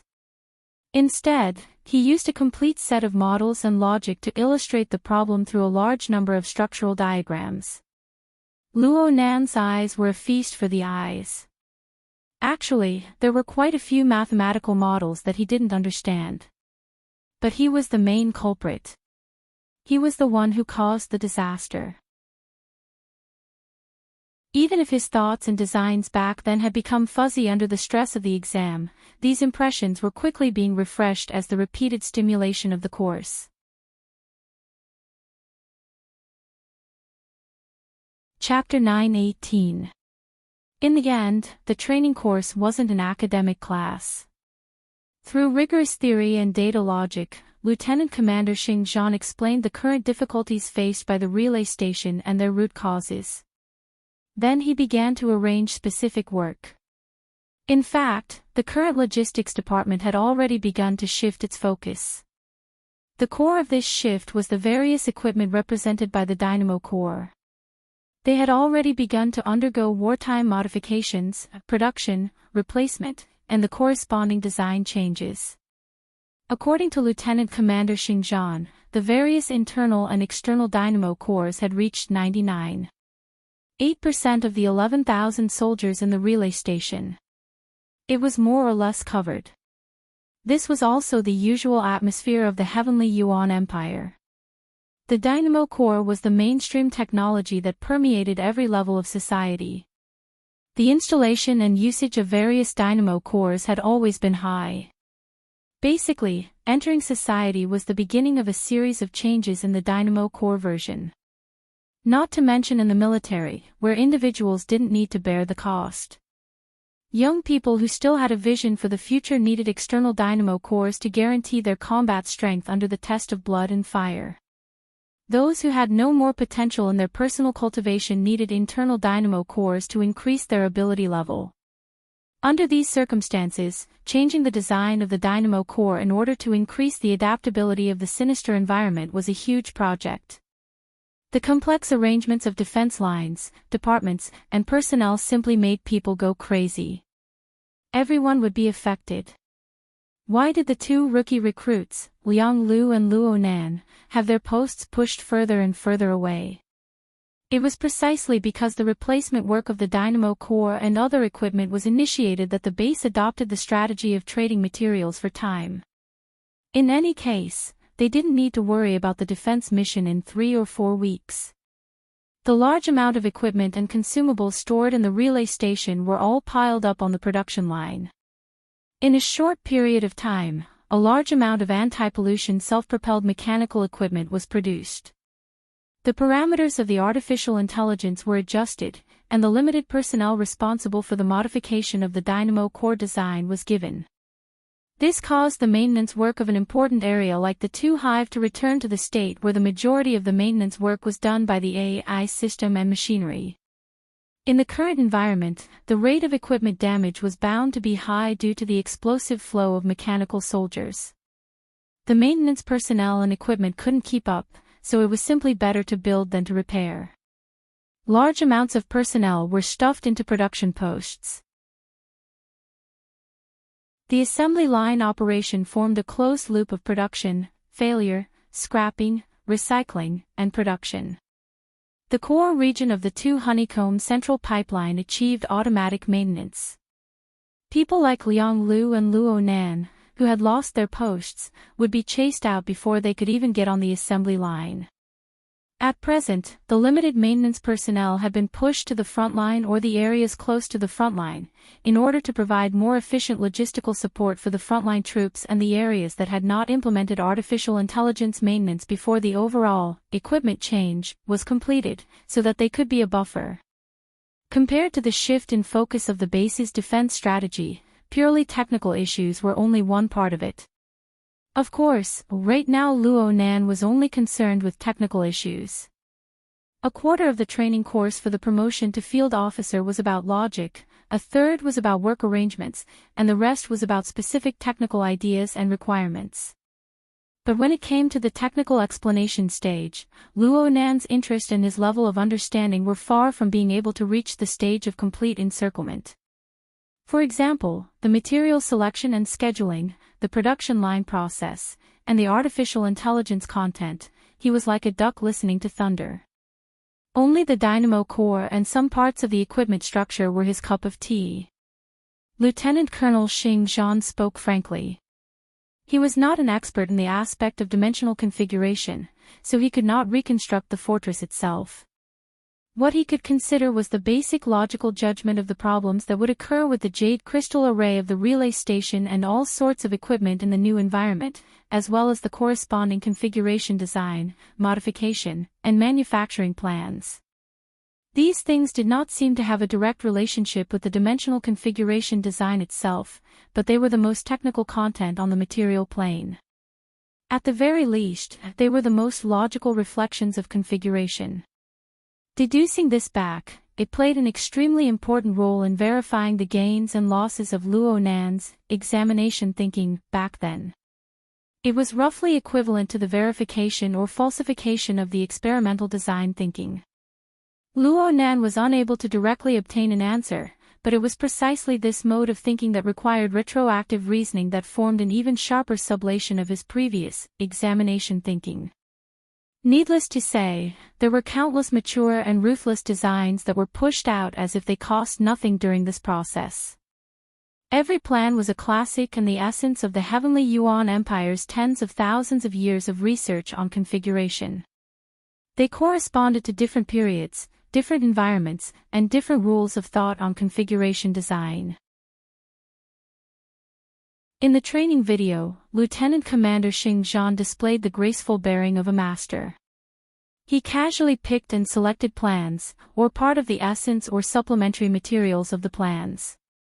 All of them had the solid support of theory and data. He casually pointed out the possibilities and even the experiences of failure. All of them were the summaries of countless experiences. Luo Nan was practically engulfed by the knowledge that assaulted his face, as well as the happiness that followed. Only when it came to certain domains that he was not proficient in did he have the space to take a breather. If it was possible, he even hoped that this training class would continue in an endless loop. Right when he was in a wonderful state, the image in front of him suddenly froze. Luo Nan subconsciously let out an especially loud "hey." This time he had some experience. He directly looked at the officer in front of him, and the officer just happened to turn his head. "Hey, kid. You're not mute, right?" Luo Nan looked at him with wide eyes. He was unable to believe that the officer had severed his mental enjoyment with just a few words. The officer saw Luo Nan's expression and frowned. "You're really mute. Did you understand?" Luo Nan took a deep breath and adjusted his mood. He still answered honestly, "The configuration design part is okay, but the other parts aren't too good." "Really? The configuration design. The goal is quite clear." The officer looked at Luo Nan's epaulette as he spoke, confirming Luo Nan's rank. It was hard not to be surprised in his words. "You just entered the military not too long ago. Don't tell me I encountered a top student." "Well, even if you ask me, I don't know the answer to this domain." Though this officer's face was evil, his mouth was foul, and his grasp of timing was terrible, he was still a magnanimous person. Luo Nan smiled at him, hoping to continue the training course as soon as possible. But the officer still asked, "Which workstation are you at?" Luo Nan nearly blurted out, "Are you done yet?" No, it was 4 to 92. Oh, that's not right. Luckily, he corrected himself in time and answered, 1 to 95. 1-95. I remember it was Chin Han. Luo Nan recalled for a moment. Lieutenant Go Yi had said this when he was assigning work. He said, I heard that Officer Xian Zhu went to the front lines on a mission, so his workstation was transferred out. Oh my. The officer used his untreated arm to suddenly slap his thigh. Good. Good job. Old Go really knows me. Luo Nan was startled. You are. The officer's expression suddenly changed before he could say the name. His body trembled, and then he swung his arm with force. This time it was the one receiving treatment. The medical robot, which had been working diligently all this time, was overturned to the ground with a crash.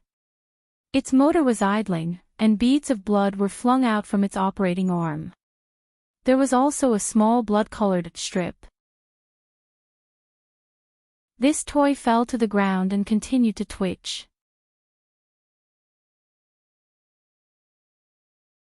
Chapter 9:19. Luo Nan could clearly see that this was a muscle fiber. Thankfully, the officer reacted quickly. Otherwise, the medical robot's debridement needle knife would have cut off an entire nerve bundle of the injured right arm. The officer, who didn't have a good temper to begin with, cursed when he suddenly received this injury. He swept his leg and kicked the idling robot far away. However, the wound had already been torn open a second time, and more blood gushed out. Officer. Luo Nan displayed a bit of concern, but a portion of his attention was focused on the deeper parts of the wound. There was also the medical robot that was nearly scrapped. The emergency Model 5 Plus battlefield healing machine. It shouldn't have made this kind of mistake. It's nothing. My luck is bad. It's a vicious environment right now. Anything can happen. The officer displayed a coarse and indifferent attitude. His face, which was covered by metal prosthetics, recovered his smile. I haven't even thanked you yet. You pushed me out of the fixed-point maintenance group. I don't need to play with these low-level machines every day. I can live for at least another 3 to 5 years. Luo Nan had already guessed this person's identity. He called out in a probing manner, Officer Xian Zhu. Yes. It's me. Officer Xian Zhu took the initiative to extend his hand. Luo Nan subconsciously thought that he was going to shake hands. But when he extended his hand, he discovered that Officer Xian Zhu was going to punch him. He hurriedly corrected himself and bumped his fingers together. Luckily, Xian Zhu didn't mind. In order to reduce the awkwardness, Luo Nan took the initiative to speak. I heard Officer Go say that you went to the front lines. I didn't expect you to come back this quickly. How far is the front lines? Besides, how is that considered the front lines? There's no close combat.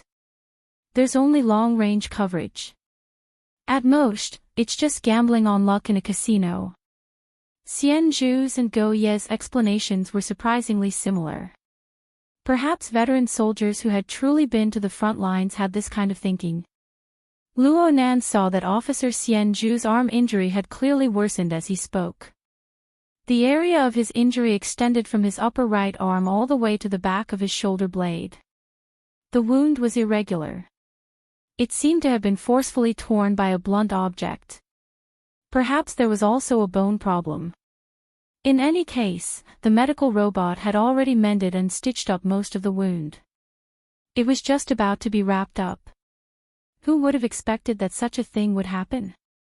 Plus, Luo Nan had a faint feeling that the problem wasn't that simple. Sir, I'll send you to the infirmary. It's meaningless. The medical module of this slime is rubbish, and it's a low-level operation in the base.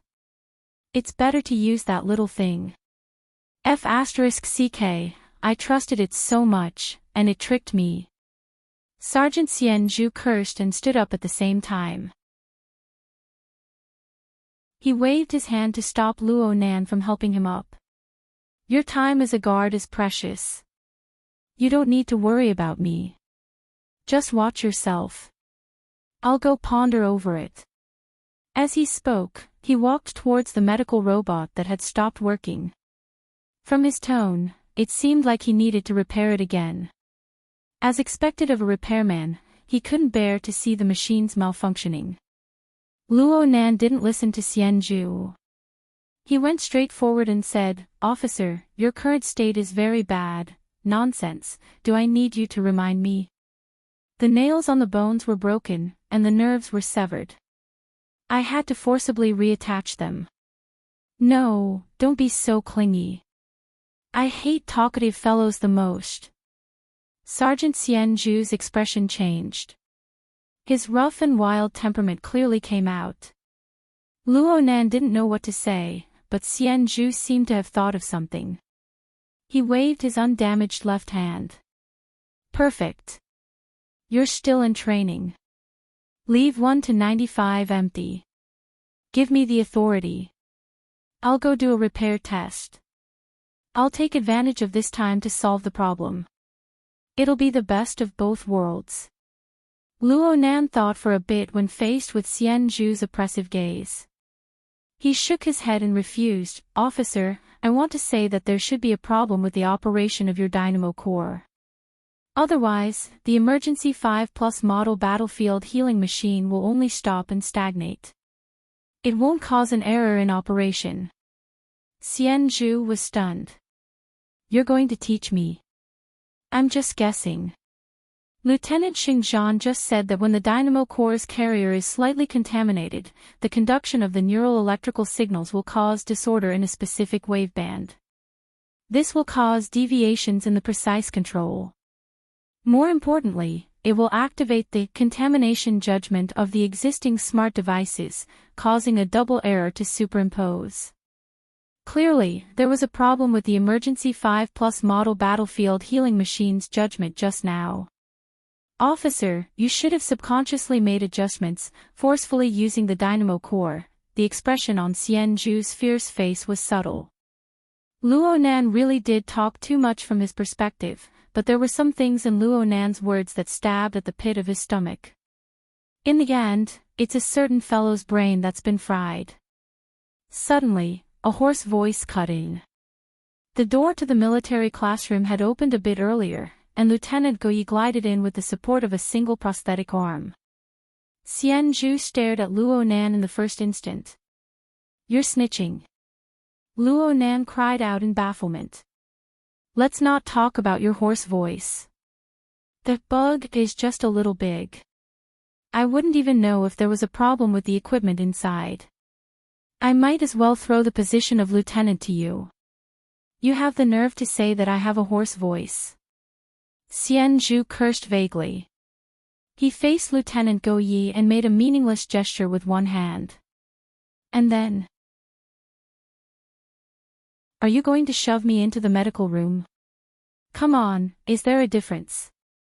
You might as well bring another emergency 5+ over." Lieutenant Goyi laughed amiably. "Your luck isn't too good. I brought a total of 6 emergency 5+ units. Half of them have been brought to the front lines to provide support. There's also one that's malfunctioning and is currently being repaired. The other one is currently in use and won't be able to be adjusted for a while. Why don't you obediently lie down? I'll call a transport vehicle to send you back." Xianju exploded when he heard this. "Are you kidding me? If it's broken, then fix it. If you let a baffling malfunction go back in, you'll probably make people laugh to death. Give me the 1 to 95 and I'll fix it in a few minutes." Lieutenant Goyi shook his head. "It looks like there's even a problem with his auditory nerves."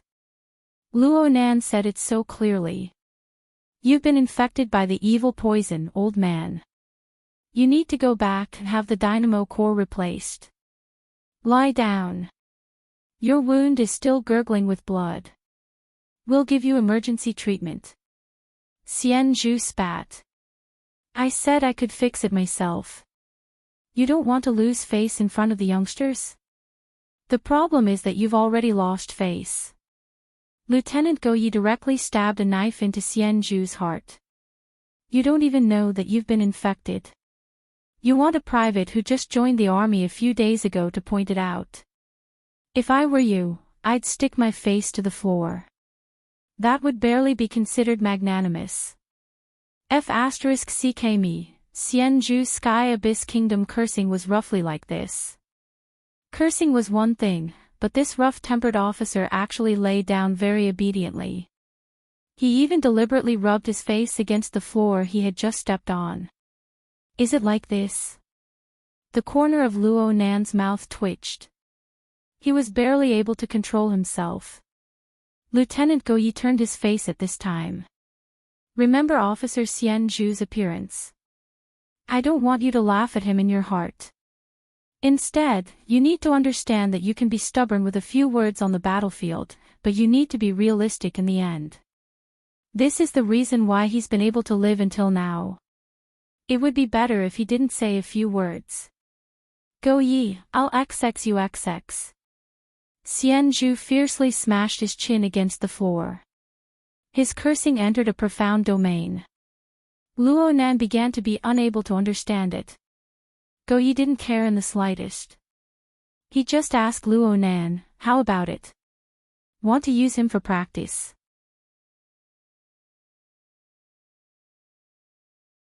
Chapter 920. Hey, what the hell are you doing? Can you have some basic trust in a newbie? The two officers and seniors cursed and chattered. Go Yi was in no hurry and Xian Zhu didn't actually jump up to refuse. Luo Nan entered his proper state, minding his own business. Though Go Yi didn't speak too clearly, as a maintenance worker, he was able to understand Go Ye's train of thought. In fact, this was also Xian Zhu's train of thought, the other machines weren't idle. No matter what was done, it could only fall onto the malfunctioning medical robot. So Luo Nan walked over after responding. He crouched in front of the Urgent 5+ battlefield healing machine that had no reaction at all. Fine granules flowed out from between his fingers. It was none other than the syncopator. This period of time was enough for Luo Nan to develop the habit of carrying a syncopator with him. He casually gave the machine on the ground a cut. Syncopator. Xian Zhu's attention was drawn. He didn't care about bickering with Go Yi anymore. He grimaced in pain as he adjusted his angle on the ground. His cheek stuck to the ground as he turned his head to look. How is it? Go Yi asked. It's rare to see someone use a syncopator to make a diagnosis, and to do it so skillfully. Did I ask you? Go Yi gave him a sidelong glance. His action successfully made Xian Zhu's eyes glow with an ominous glint. But then he just bared his teeth and grunted twice. In the end, he couldn't help but raise his voice and directly ask Luo Nan, "Kid, what's the result of the syncopation?" Listening to Xian Zhu's words felt like taking a pulse. Of course, the Heavenly Yuan Empire probably didn't have such a thing as taking a pulse, but the meaning just so happened to match. Luo Nan answered truthfully, the mounted needle knife module was struck by an external force. There is a conduction failure. It can be repaired. The central chip was probably affected by the forceful control. It has already been burned. It needs to be replaced. Go Yi clicked his tongue, retribution. If you say you're infected, then so be it. Why the forceful control? The Urgent 5+ is equipped with a Faction 7 chip. It has 2 storage bases and has already been sent to the front lines. The replenishment hasn't arrived yet. Xian Zhu sneered, "Do you think I'm stupid?" The Urgent 5+ was bragged when it left the factory. As long as it's within the range of the Jade Crystal Array, the Cloud Core can compensate with near zero delay. As long as it senses and conducts. The system isn't completely finished. Are you sure you can't walk after burning a few broken chips? The smile on Go Ye Yuan's face widened. Congratulations. You've been infected, but your brain is still fine. Do you have the blueprints? I'm talking about the configuration. When it comes to long-range functions, this is very important. The last sentence was directed at Luo Nan, and Luo Nan immediately responded, yes.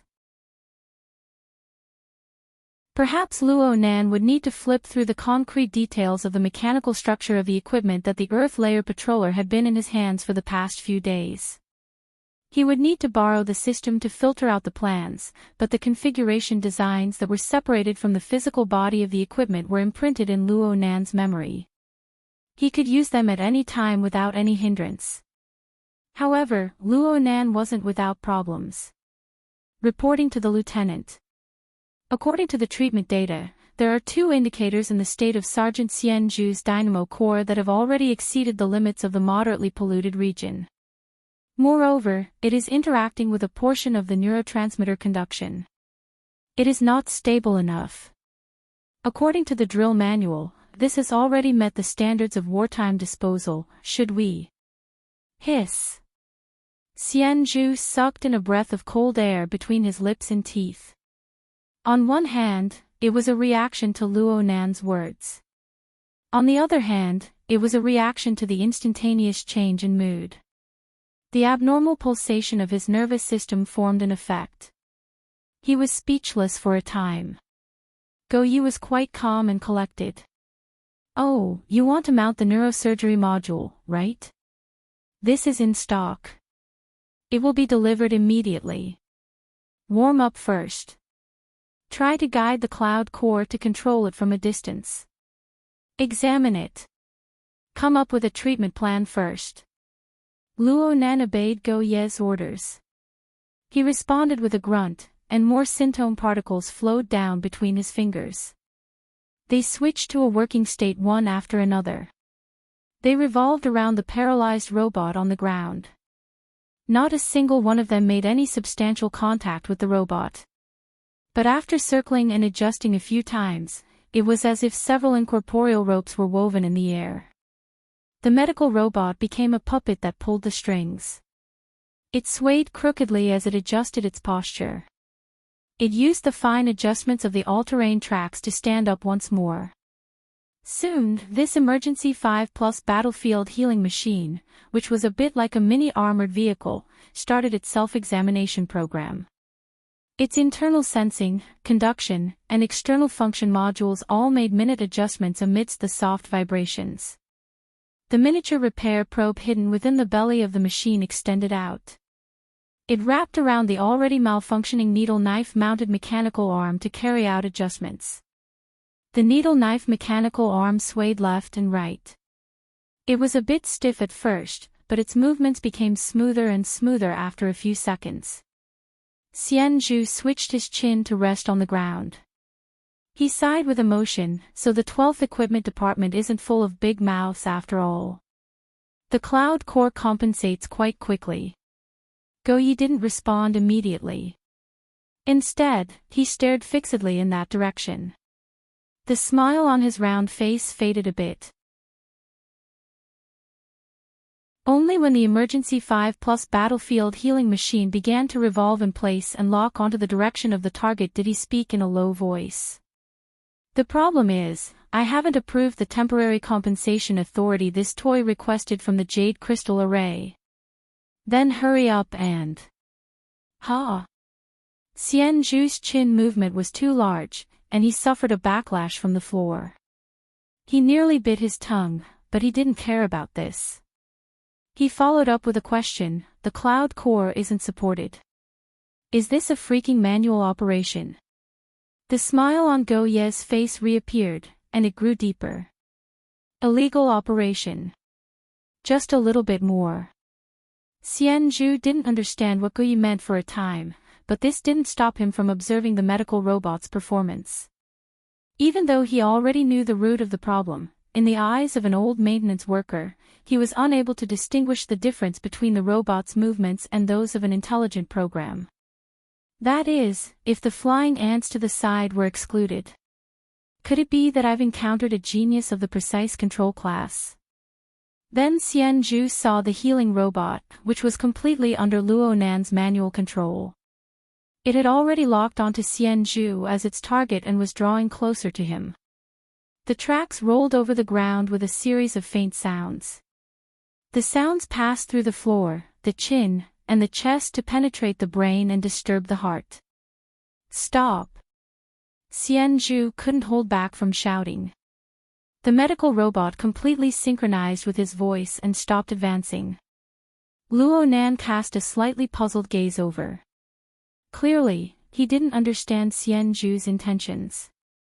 You're just going to operate it manually. Xianju only realized what was going on when the words left his mouth.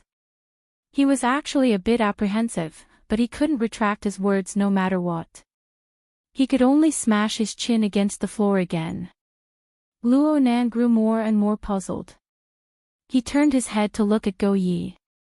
Only Go Yi understood at this time that these two people's thoughts weren't on the same channel at all. But there was really no meaning in having him explain.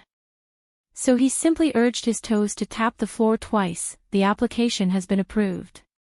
Prepare. An intense tremor suddenly arrived before his voice could fall.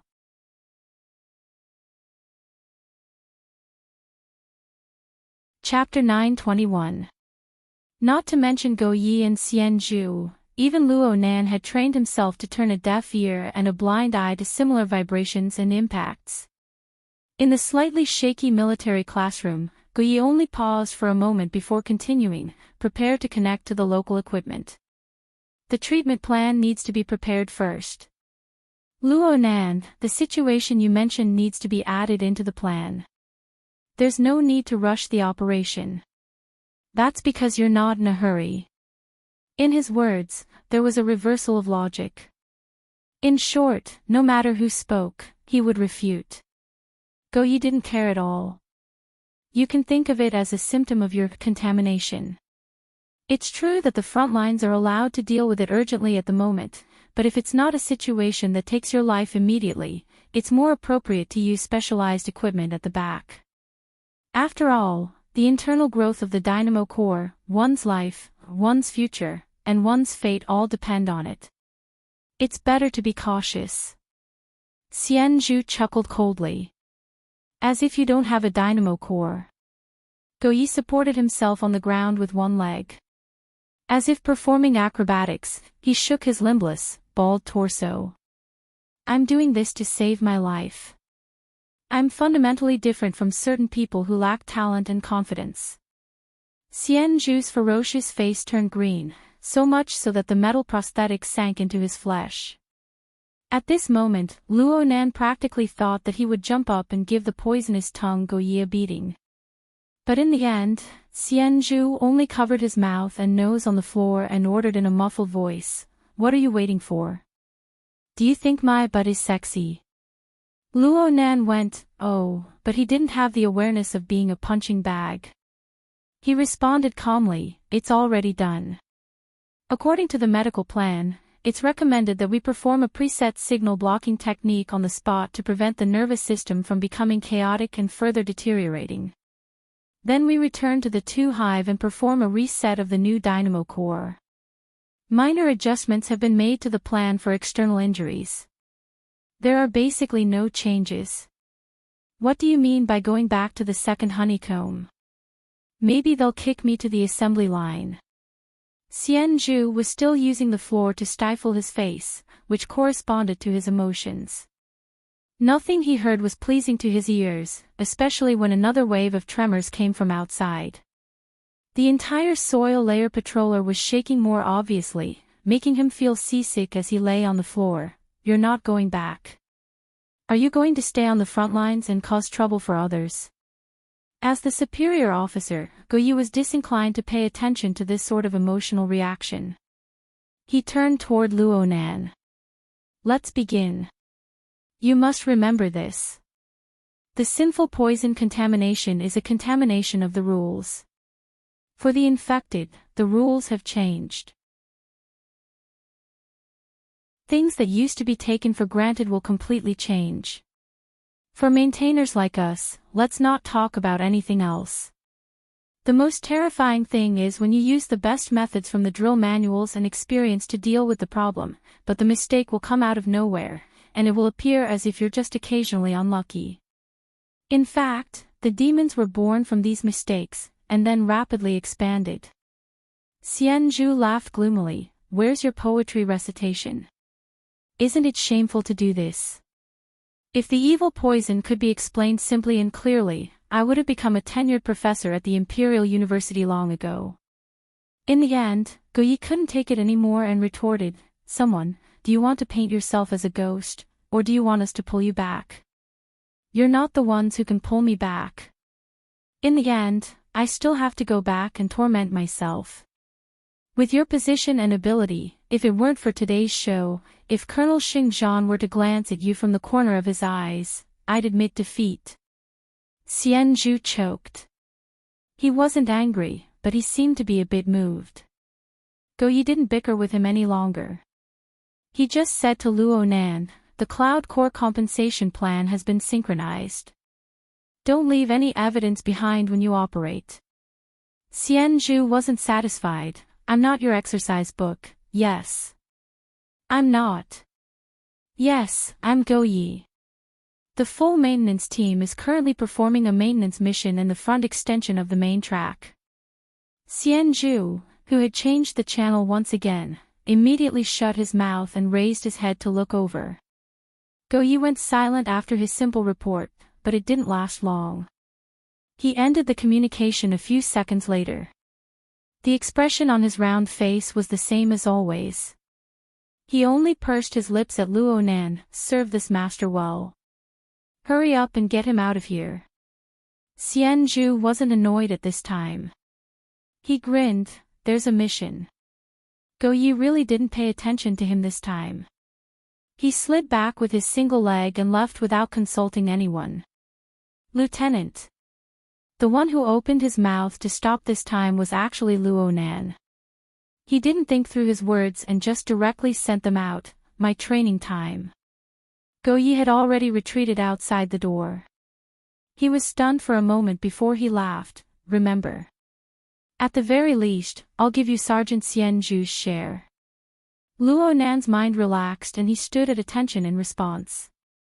These bastards these days. This was the general meaning of Xianzhu's words.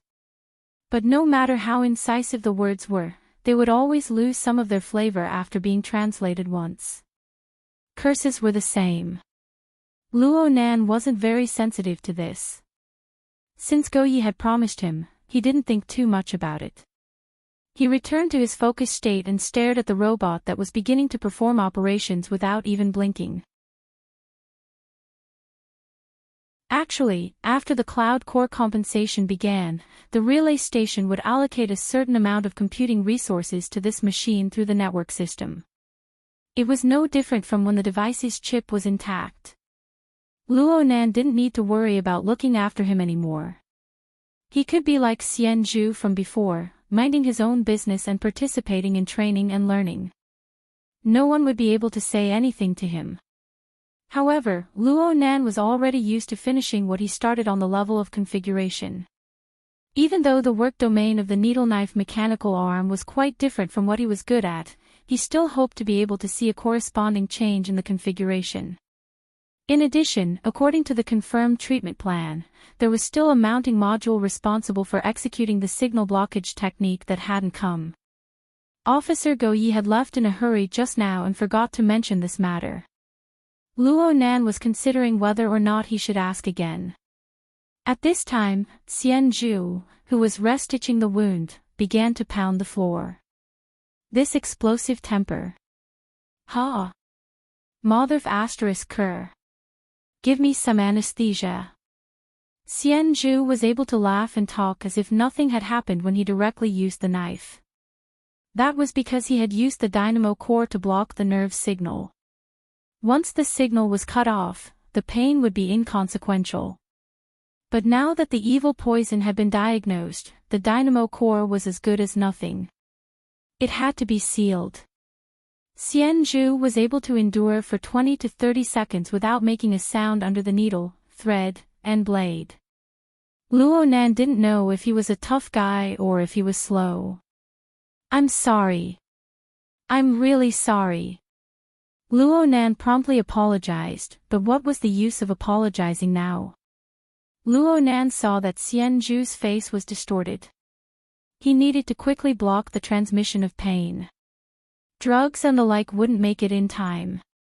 In his desperation, Luo Nan simply waved his hand and tossed out a syncopator like scattering beans. It must be said that Luo Nan had a deep understanding of the structure of the human skeleton and its corresponding configuration. But when it came to specific targeted operations, Luo Nan was limited by his experience. He lacked experience when it came to small techniques like precise anesthesia. Luo Nan didn't have a choice, so he simply used the syncopator to analyze Xian Zhu's current state and make adjustments. Xian Zhu's forehead was covered in cold sweat from the pain. He watched as dozens of flying ants spiraled down. Some of them even stuck to his wounds. He couldn't help but be a bit stupefied. But the effects were good. He could faintly feel a bit of a unique interference force. He heard the buzzing of the flying ants, and the intense pain that nearly tore his shoulder blade apart, but it was like a dream. He suddenly woke up from it and the pain disappeared without a trace. The pain and the cold sweat from the stress reaction quickly subsided, but his curiosity rose. He stirred up his tongue, which he had just bitten open, and he spoke over and over again. "Oh, this is interesting. Your hand looks familiar to me. You used the syncopator to adjust the configuration and then use reverse interference, right? No wonder Go Yi was talking about you. Don't think that just because you have the skin of a syncopator, I can't see that you're violating the rules. Luo Nan. You're super daring. Strictly speaking, you're very restrained. Unfortunately, it's not that you're cautious. It's more like you're forcefully controlling from start to finish. Who taught you this?" "Lieutenant Go Yi." Luo Nan told the truth. "I knew it. He's the only one who studies these bizarre toys. He's a fan of the classical school. It's only because he's old and he's crippled that he's a bit quieter. His greatest joy right now is to teach you youngsters these meaningless things." Luo Nan frowned. He didn't want to listen to this kind of expression. He stiffly retorted, "I think it's pretty good.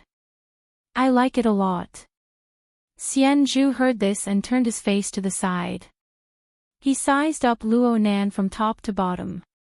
Then he returned to his chin resting on the floor posture. "You like it? It's good that you like it. You're much cuter than those practical types who ask if it's useful or not. I also think it's very useful." Luo Nan didn't get the chance to say these words before Xian Zhu spoke again. "It has to be passed down. Go Yi loves to say things like this. He also says things like, I'm trapped in the Hongguang system right now, but I'll return to normal in the future. If I have some spare energy, I might as well do some preparatory work. I can't abandon normal things just because I'm living a shitty life right now." And so on and so forth. He hasn't said these words to you yet. He'll have to say them sooner or later. You can recite them first. You'll give him a pleasant surprise later. Xian Zhu laughed to himself. His laughter shook his chest, spreading to the wounds on his arm and shoulder. He was already anesthetized, so he didn't feel anything. However, he forced the robot to adjust the details of the operation. Only then would the robot not flip a second time. Luo Nan subconsciously pressed down with his hand, not letting Xian Zhu move recklessly. The door to the military classroom opened once more at this time.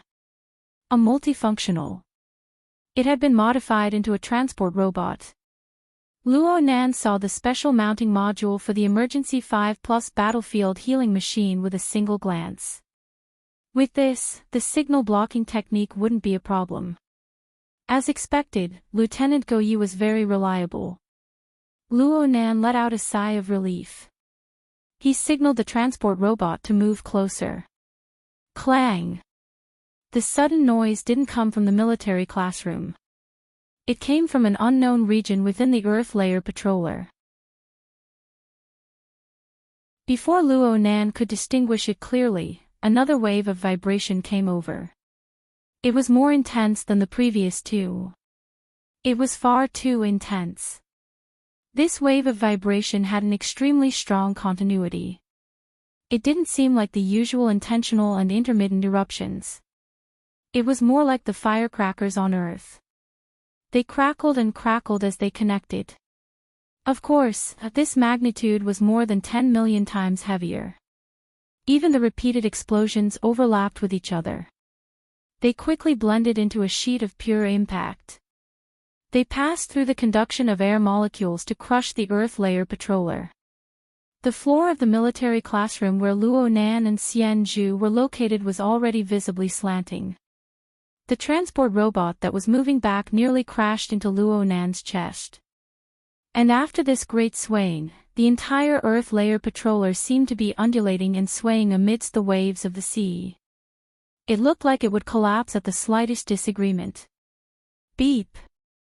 All on-duty personnel of the full maintenance team, remain in your stations. Those who leave your stations must return within 1 minute. All maintenance activities must cease. The ship is about to enter a high-speed propulsion state.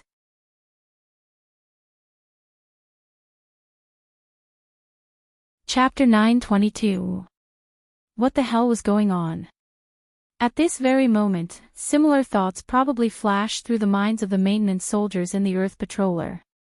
However, in the military, they would not explain the so-called ins and outs to you.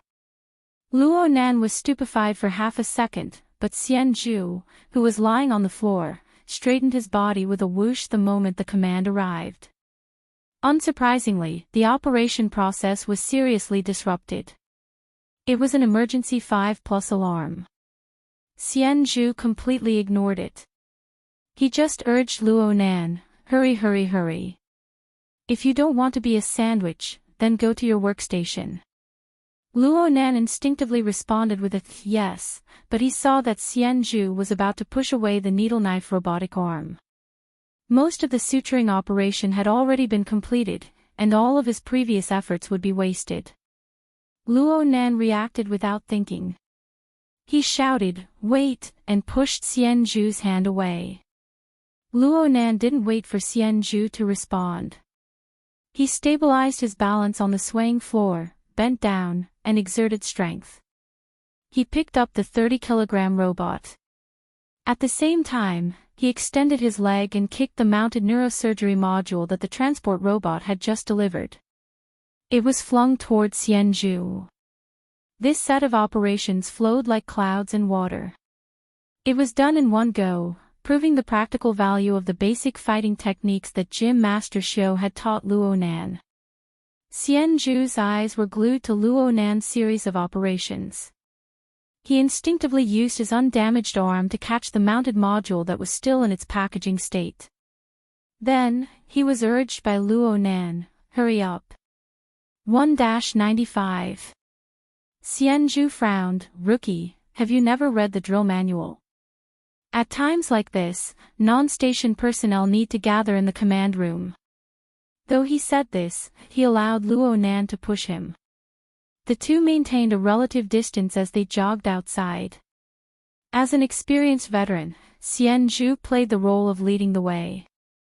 The auxiliary AI did indeed have a direct route to the destination, but it would never tell Luo Nan how to find a suitable point of leverage within the bumpy and swaying Earth Layer Patroller. This way, Luo Nan would be able to maintain a fast speed and not lose his balance.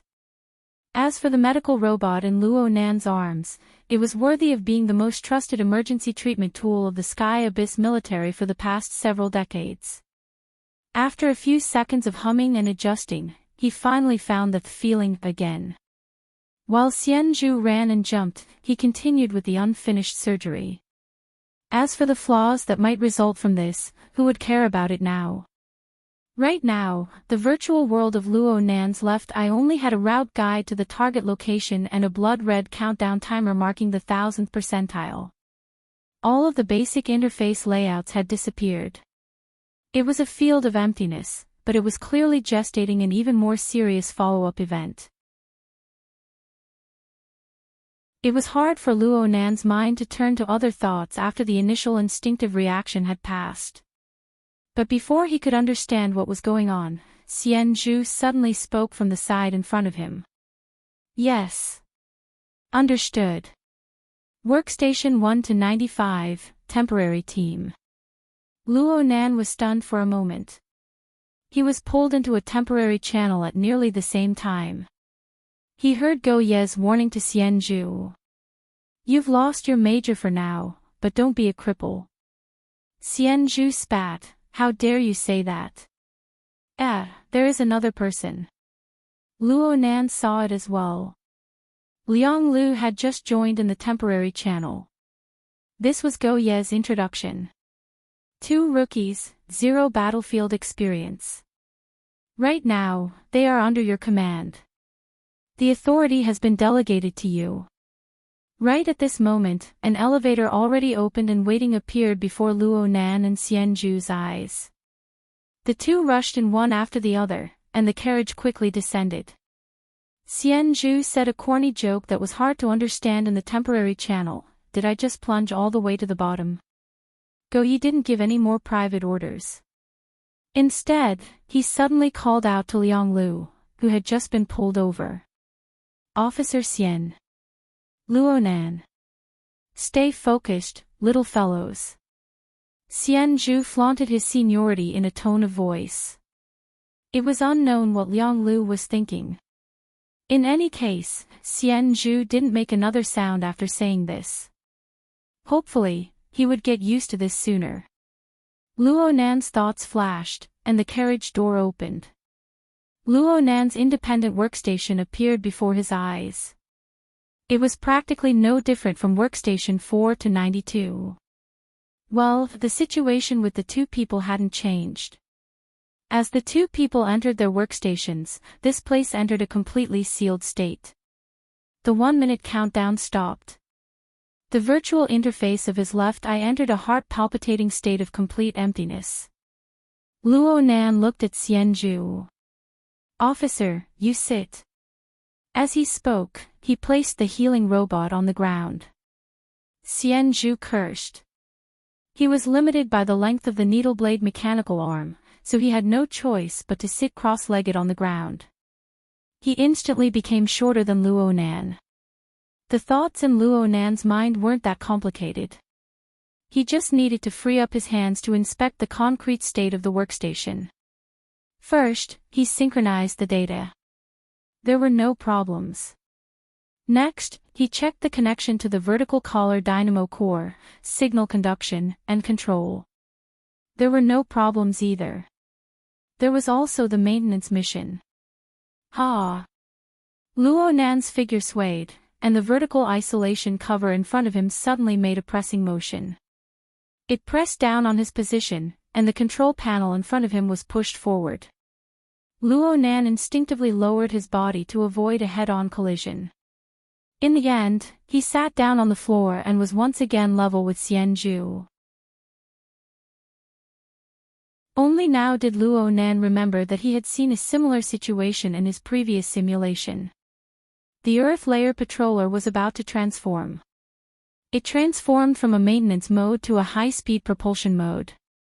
The internal transformation of the workstation was roughly like this. The upper and lower space was compressed, but the deeper space was slightly adjusted and enlarged. The overall space was compressed by at least half. There was already one more person and one more machine, so the space became even narrower. And because the isolation cover pressed down, the light from the outside world was completely cut off. The entire workstation shrunk to the abdomen of the large bug. The illumination was a bit dim, making the space feel even more cramped. Luo Nan and Xianzhu squeezed together. The healing robot could only be placed on their knees. Since their positions weren't right, the treatment could only be paused. The smell of blood from the open wound pervaded the narrow space. Luo Nan didn't think much of it. He just recalled the contents of the one and only drill, fumbling with the control mode that had already changed. Oh, it seemed like something was missing, looking for a protective ring. Xianzhu chuckled twice. There should be a protective ring following us at this time, but a certain godly operator brought in a rapid 5+. It just so happens that we can experience the thrill of racing without any protection. We're just missing tactical mobility. Luo Nan let out an "oh" in response. Xianzhu spat, rookie recruit. You can't be saved. Though Xianzhu said this, the veteran Xianzhu still pulled out 2 sets of magnetic ribbons from the narrow space. This was a relatively primitive manual fixing device. It was a backup safety measure in the event of a malfunction of the workstation protective ring. Under Xianzhu's guidance, Luo Nan connected the ribbons to a few hidden anchors on the combat uniform, completing the most basic of defenses. At the same time, Xianzhu contacted Liang Lu through the temporary channel. Share your status, rookie. You need to show the value of enlisting half a year earlier. Liang Lu. Yes. In any case, Luo Nan and Liang Lu, these 2 recruits who had just experienced battle, completed everything they needed to do during the transformation period of the Earth Layer Patroller under Xianzhu's rough supervision.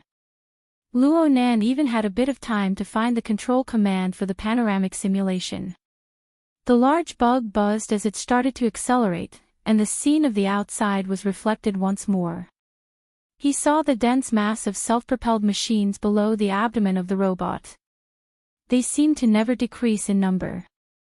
They were like wheat fields that had been struck by a storm under the impact of the incessant vibrations. Large swathes of machines collapsed to the point of being deformed.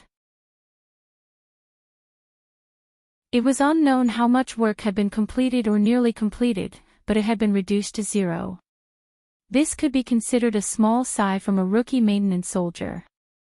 Xianzhu didn't have this sort of emotion. He just swept a glance and reminded Luo Nan, mission. Look at the mission in front of you. Luo Nan's left eye's virtual interface was synchronized with his words. A new scene jumped out on the walls of the enclosed cabin that had panoramic simulation activated. The 2 were completely the same. An animated demonstration of a long and narrow crevice appeared in the center of the area.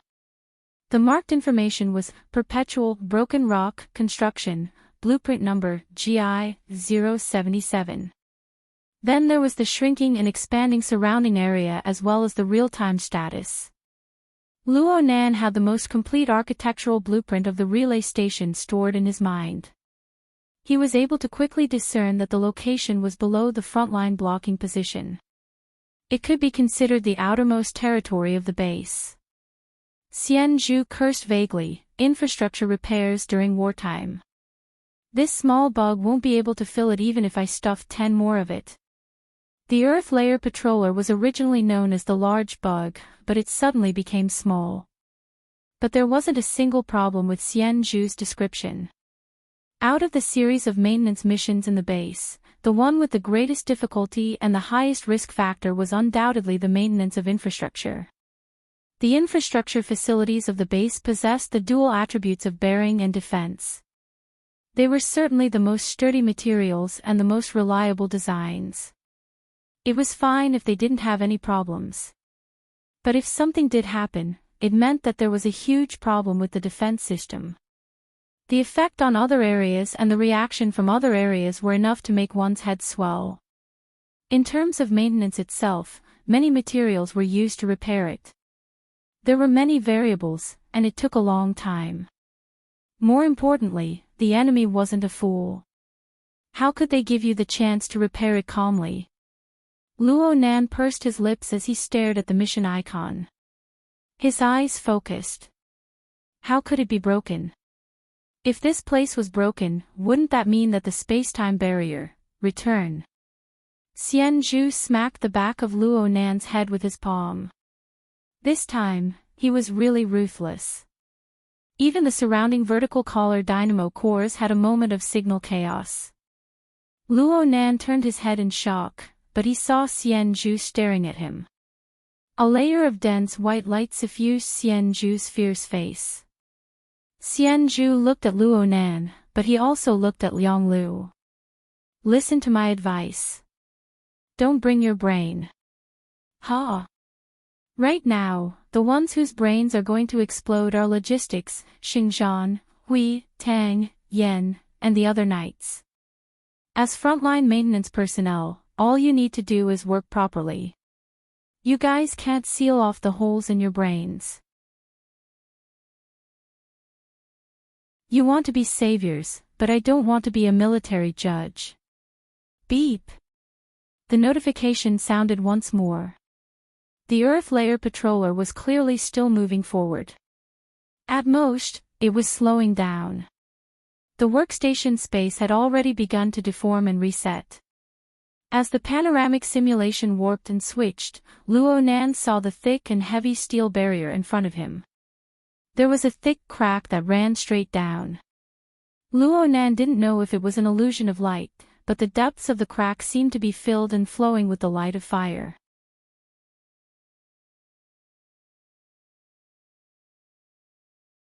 Chapter 923. After the beep, Lieutenant Goyi issued an order through the broadcast. Everyone, pay attention. You are about to enter an area of abnormal rules. Don your armor and execute a type of formation. Unarmored personnel are forbidden from being exposed to all non-enclosed areas. The broadcast was still ongoing. A flat, box-shaped mechanical construct rose from the lower part of the workstation, which was gradually deformed and reset. It slid to the side of Luo Nan's feet, who was still held in place by the magnetic belt. A slight ringing sound rang out behind Luo Nan's ear, echoing with the toy from a distance. This was proof of his status and authority. The mechanical construct suddenly deformed. The main material was clearly cold metal, but under the disassembly and assembly of complex and precise parts, it was like a sticky living thing that clung to Luo Nan's leg. It quickly spread to his waist and abdomen. The magnetic belt automatically unraveled, giving space to this mechanical construct. In another breath of time, this exoskeleton armor covered Luo Nan's entire body. It connected with his external vertical collar dynamo core. His breathing automatically entered the life support module and coordinated with the external energy furnace. Every time Luo Nan breathed, the armor seemed to expand and contract. It was as if the several dozen kilograms of metal had the same pulse. Technician's armor is a classic 7th edition. The attack and defense modules exist for the sake of maintaining its functionality. It's a typical example of a partner being happier than the user. Xianzhu gave a timely explanation from the side. As for Luo Nan, there were no changes at all. Don't doubt it. The so-called unarmored personnel is talking about me and himself. Xianzhu pointed at the operation that was still ongoing on his back. Needless to say, there was still the infected endogenous dynamo core that was bound to his nervous system. Under these circumstances, it might be safer for him to be an unarmored personnel. The workstation space had already been restored as they spoke. The slight tilt didn't affect Luo Nan at all. Luo Nan naturally stood up. The all-encompassing metal visor automatically enhanced with panoramic simulation. It transformed the light signals of the outside world into a form that people were accustomed to seeing. But it also marked a deeper level of analytical data. Therefore, Luo Nan saw and measured the size of the crack that was rapidly approaching before his eyes. In the end, Luo Nan was able to see it. The infrastructure module labeled Gen 077 was created through a microscopic biological community similar to polyps. It was fed with energy on a large scale. It rapidly multiplied, guided, dyed, metallized, and shaped. Its vertical height was more than 140 meters, and it was deeply embedded in the rock layer. Its width was more than 200 meters, and its thickness was a jaw-dropping 4 kilometers. In other words, this was an artificially bred mountain. Since it had been fed since it was young, it was possible to design it before it was constructed. During the construction, special guidance technology could be used to set up spaces and channels inside the mountain. Of course, what was more important was the required structure and energy pathways. The structure of the relay station space-time fortress was closely related to these infrastructure modules, and they complemented each other. Just looking at such a colossus was enough to make one feel dejected. But now, an astonishing fissure was torn from the bottom all the way to the top, and it was from the outside to the inside. It pierced through the obstruction of light, allowing this terrifying scar to appear before Luo Nan's eyes. The Soil Patrol was a medium-sized maintenance platform. Even though it had shrunk after its transformation, it could still fit dozens of people. It was at least the size of a minibus. However, if such a platform were to be filled, it would barely be able to fill the crack at the bottom. Luo Nan immediately understood the meaning behind Xian Zhu's words. Such an enormous project was absolutely not something that could be solved by a dozen or so maintenance soldiers. But here came the question, how did the fissure happen? Even though Xian Zhu had warned him beforehand, Luo Nan couldn't help but think about it. The new space-time fortress design was his work in the logic of the Innerverse simulator. Luo Nan's previous self-righteous design had already brought about a major and negative influence to the relay station. Now, even the most basic defensive function had a problem. Before Luo Nan could finish his thought, the Soil Patrol had already recovered to its working state. After a limited deceleration, it charged into the depths of the fissure. The number of photons passing through the isolation shield instantly decreased by several magnitudes, but it was still enough for illumination. As for the most eye-catching part, it came from the long trail of fiery light in front of Luo Nan's eyes. But at the same time, the two sides of the fissure flickered with specks of light. Some of them looked more like the cross-section of an electrical circuit. Luo Nan could even see lightning piercing through the air to connect to the two sides of the fissure. It was like a lotus root was broken and the thread was still connected.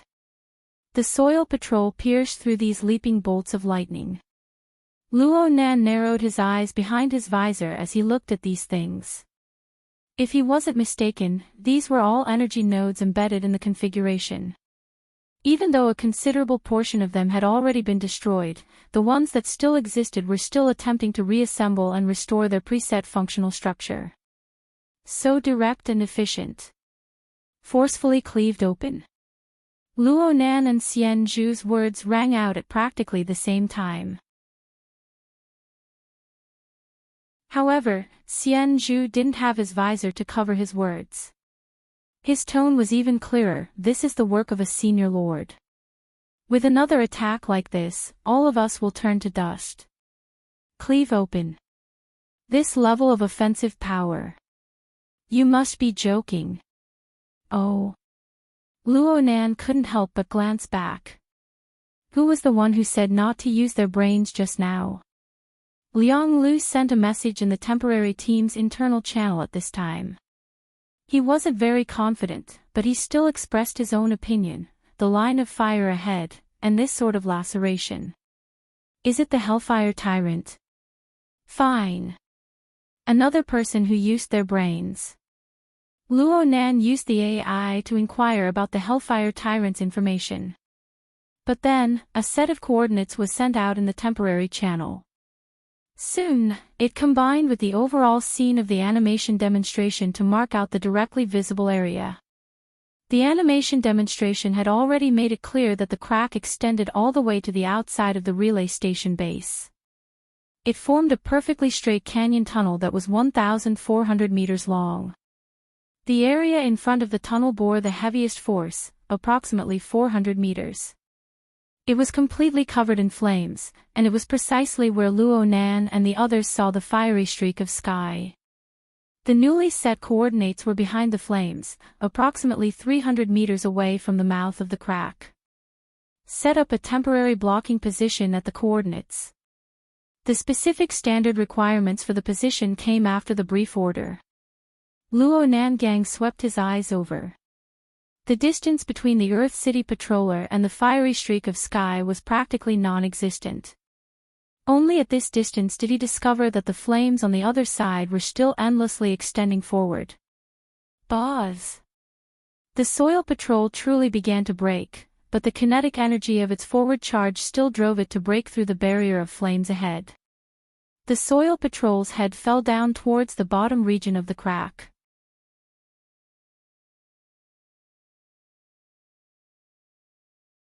Chapter 9:24.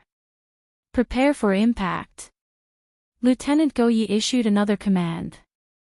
Luo Nan, who was already wearing the exoskeleton armor, had over 10 methods to easily stabilize his body. He just turned his head to glance and saw that Xian Zhu was still held in place by magnetic belts. He relaxed and cast his gaze outside once more. It was at this time that he heard Xian Zhu laugh. "This is the best viewing platform." Luo Nan didn't understand. His mind was already attracted by the leaping flames in the outside world. Even with the 2 layers of filtering from the metal visor and the isolation cover, the high-energy jet that gushed and flowed outside was still extremely eye-catching. Of course, this was due to the deep data analysis of the panoramic simulation system, which allocated large amounts of computing power to this phenomenon. Right now, the 11 maintenance soldiers on the Earth Layer Patroller had already constructed a standard array. From Luo Nan's perspective, this was the complete or upgraded version of the formatted space constructed by the burners back on Earth. But at the same time, it was a weakened version on the mental plane. The 11 people in the array were interconnected with each other's energies.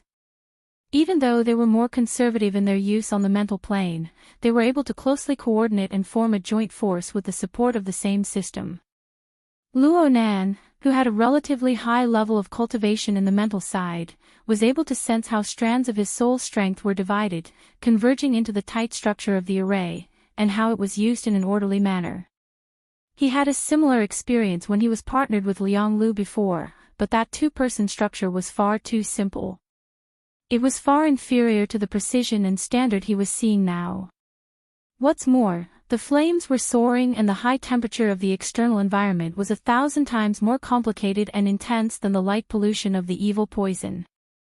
The different operational rules inside and outside interfered and collided on the surface of contact.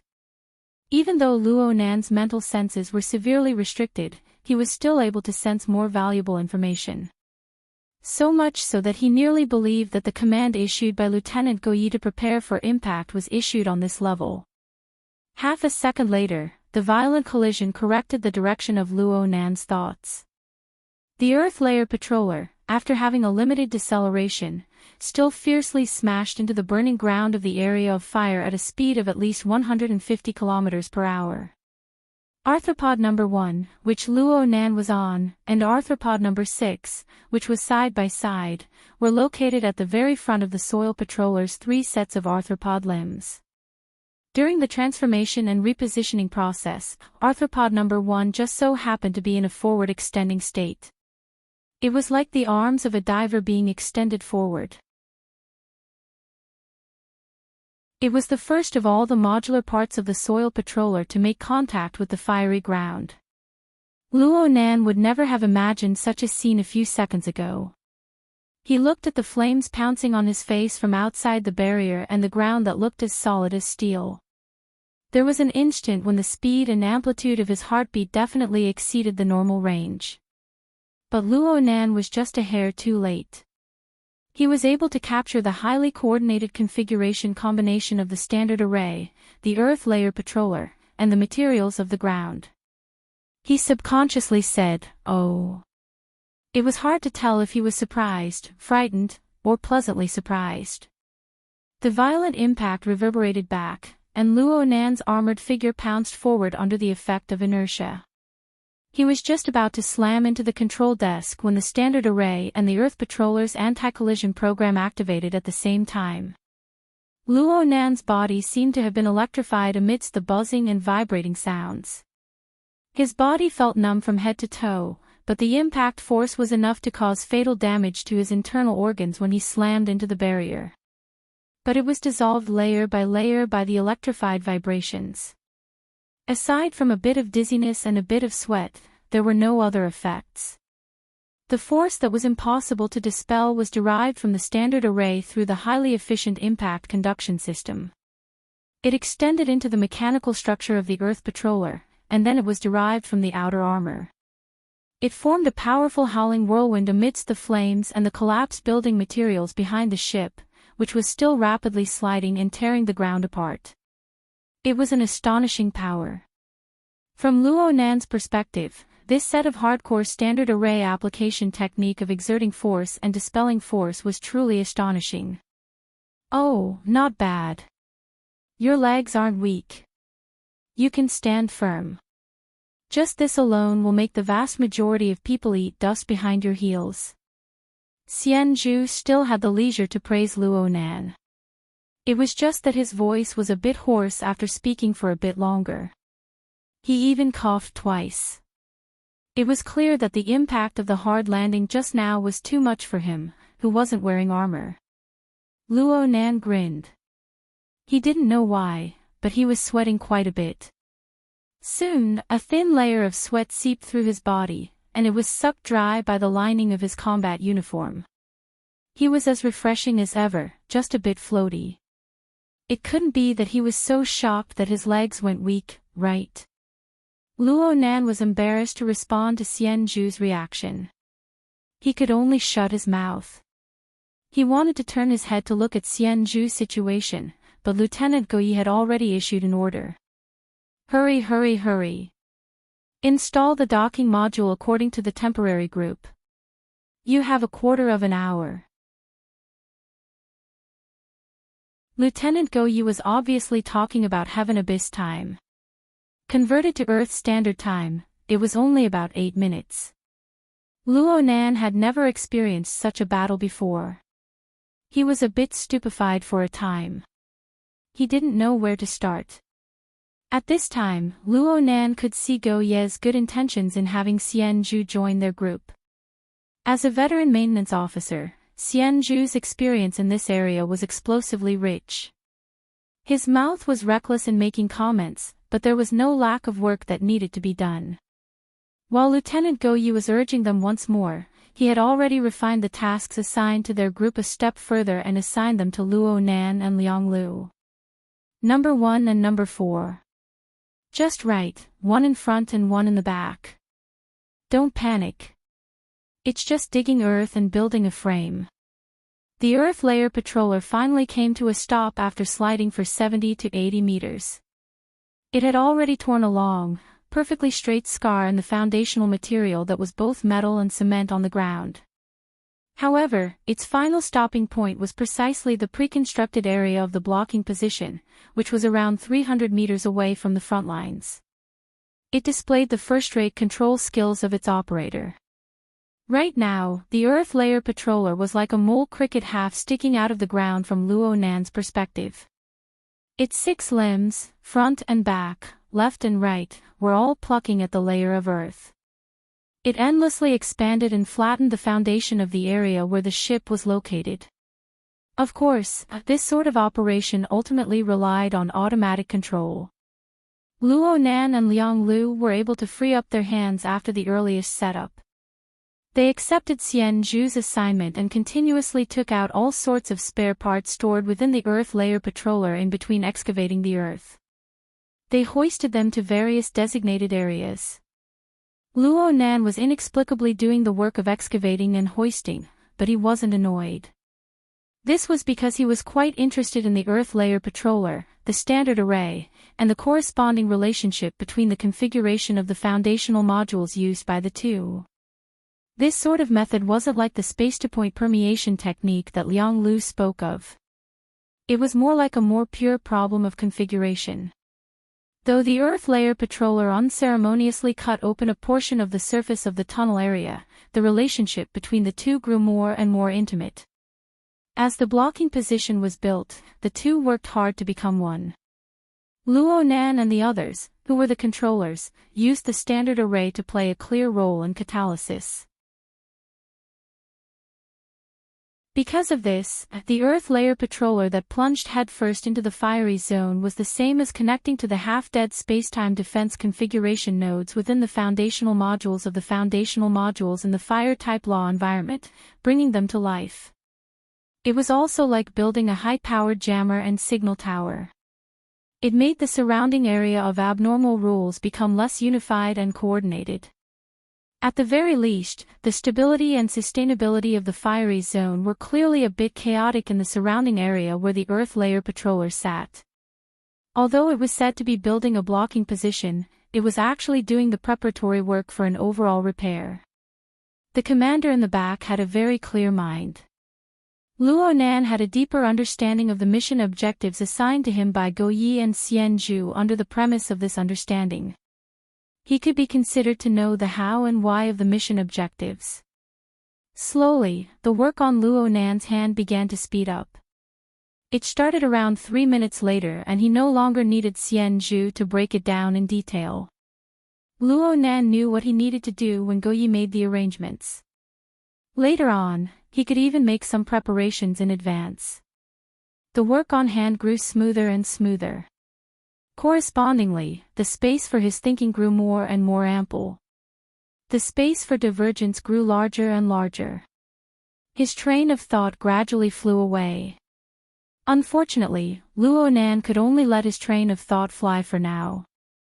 The outside world was a special law environment characterized by flames.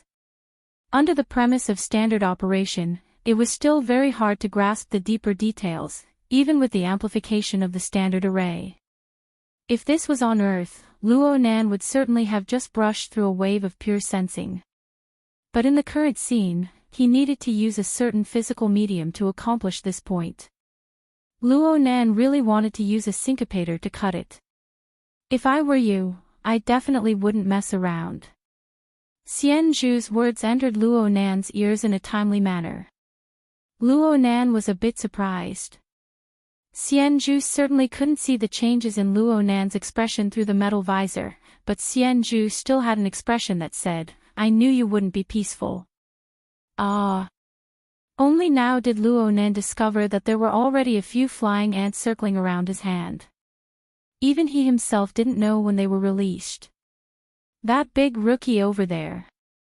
His brain isn't listening, but his knowledge is enough. The Hellfire Tyrant.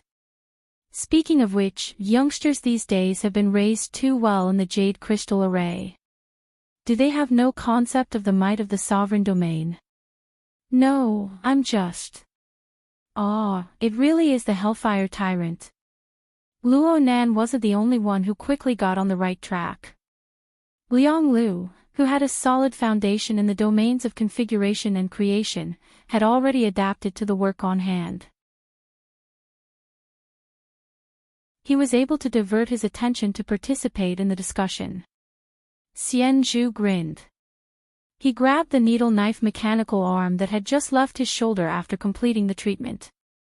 He performed a quick disassembly before smashing it towards Luo Nan's face. If you want to die, then King Chop. I won't have to waste time collecting your corpse. You better remember the following external work.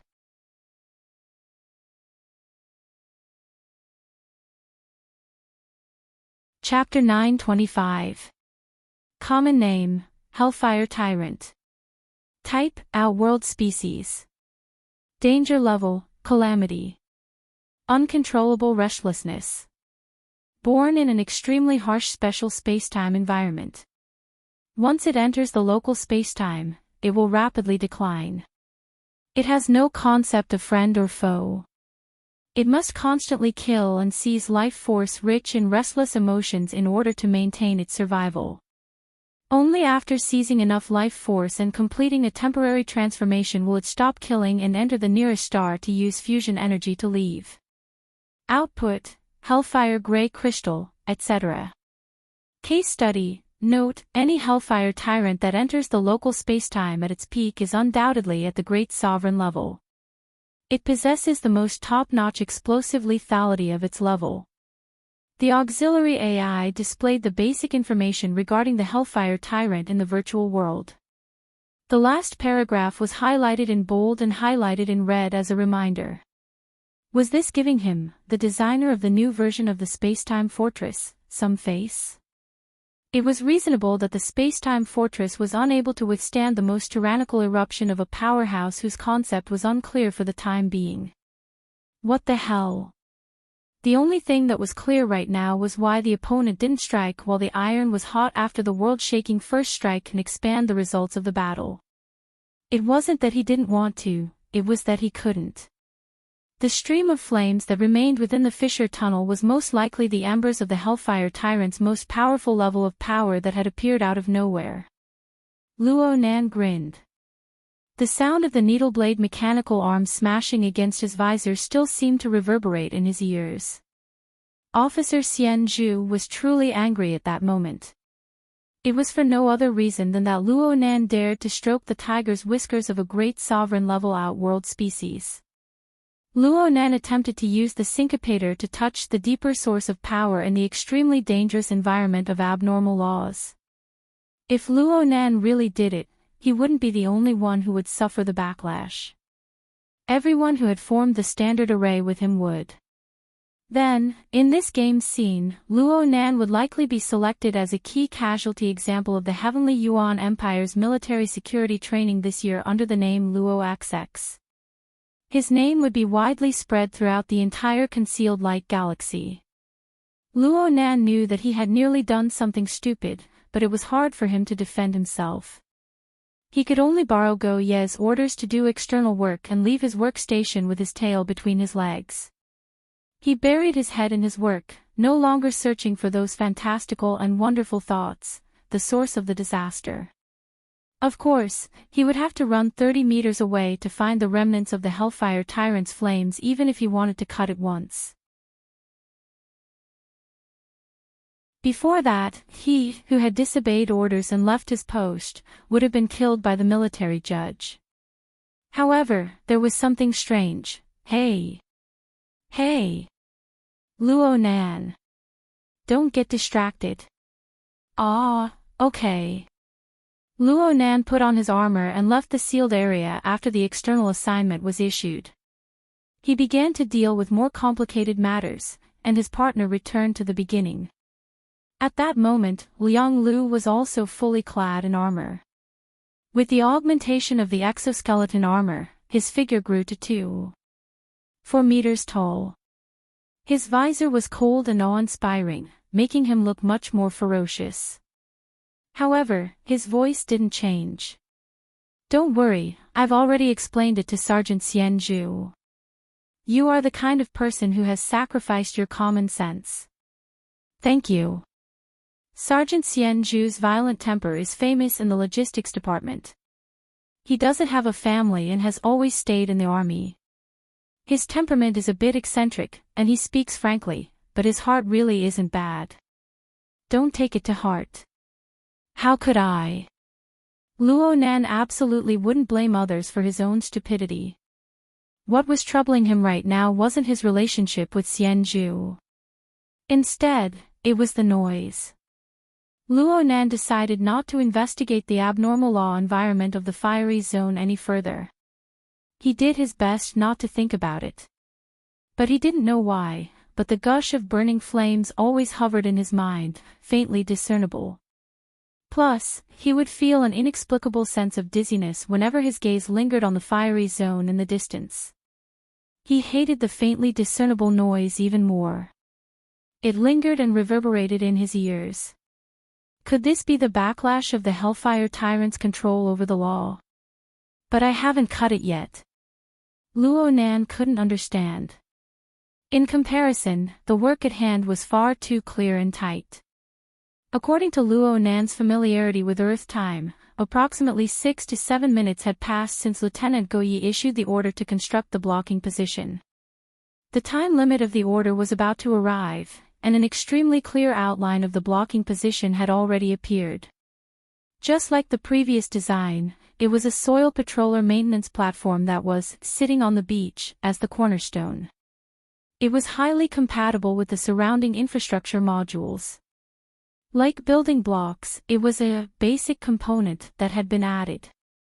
It was just that the component was a bit larger. If one were to take a picture of the fissure tunnel 6 minutes ago and the current scene, one would be able to see the fissure had been forcefully torn open at a location 300 meters from the front of the tunnel. The lower region of the fissure had been sealed up once again.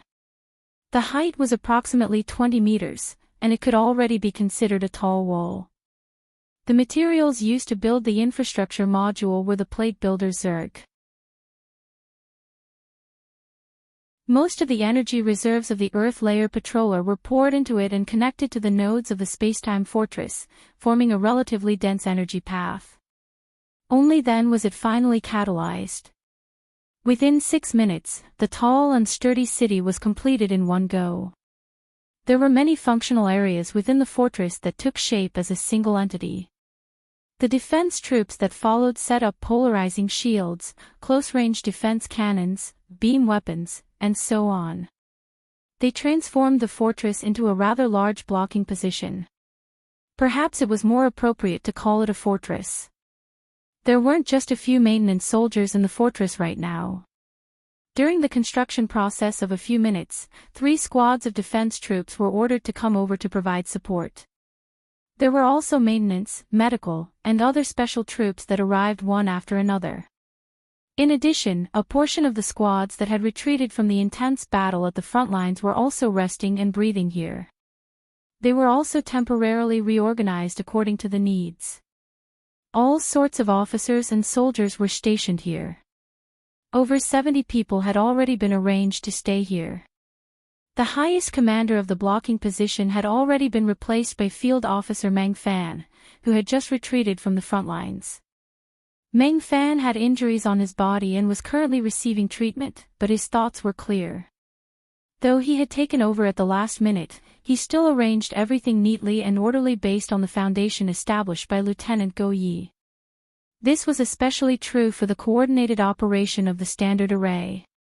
Under a relatively complex environment of rules, an outstanding commander who had experienced 100 battles could produce an enormous positive effect. There were over 70 people in the position. Admittedly, the number of people wasn't all that eye-catching when compared to the front lines of the battlefield at the front lines of the tunnel. There was no lack of elite NCOs and lieutenants among them. The dense, tight, and never-ending power structure gave people ample support.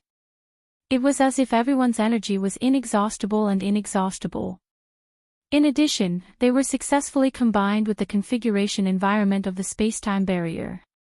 Under the coordination of the inside and the outside, some work was pushed forward smoothly. Luo Nan, who was carrying out external work, had the most direct feeling.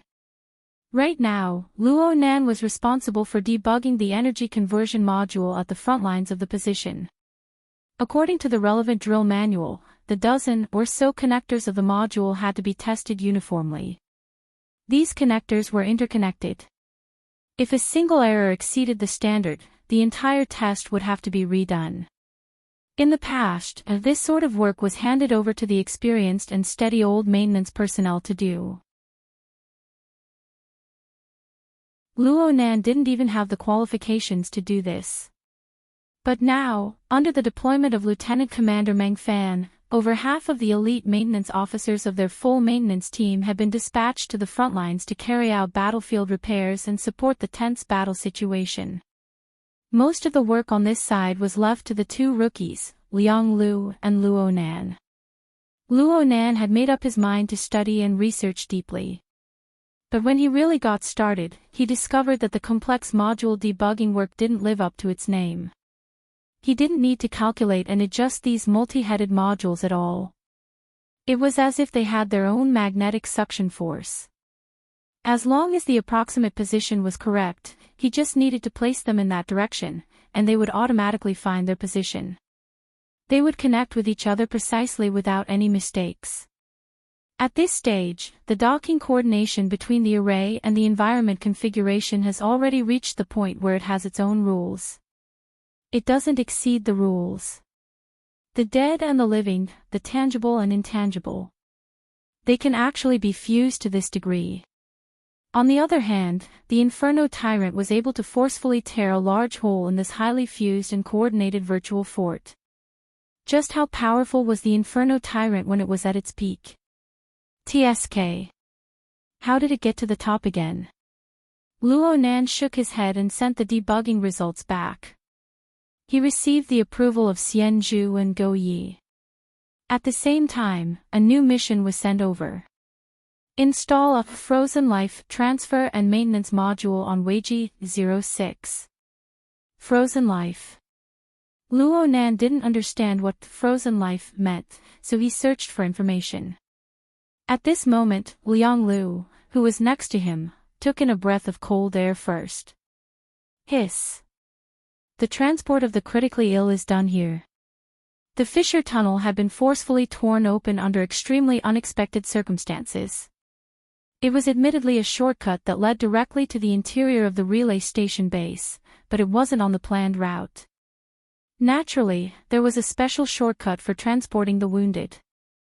Well, this wasn't the first time. Meng Fan and the other frontline troops were stationed here, and more details of the situation were transmitted back. According to the current understanding of the situation, a portion of the front lines had collapsed due to the sudden appearance and attack of the Inferno Tyrant. The minions of the magnetic mycid jellyfish took advantage of the situation to press forward.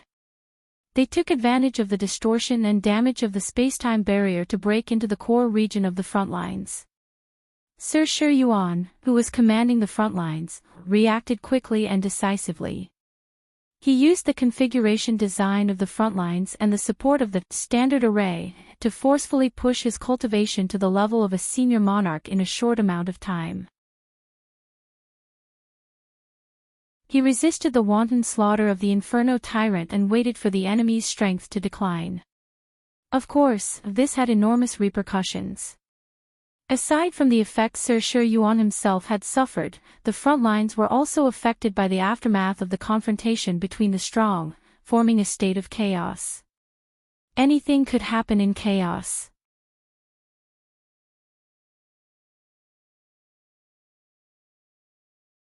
Chapter 926. Weiji 06 was located at the edge of the original infrastructure module of the blocking position, Fortress. It was a special passageway for entry and exit, similar to the role of a city gate. However, it was impossible to pass through medium and large-sized vehicles, so the transfer of the freezing device became inevitable. Under the special rules and environment, all orderly and precise work would obtain considerable bonuses. The difficulty of simply installing the module was not high, and the progress was extremely fast.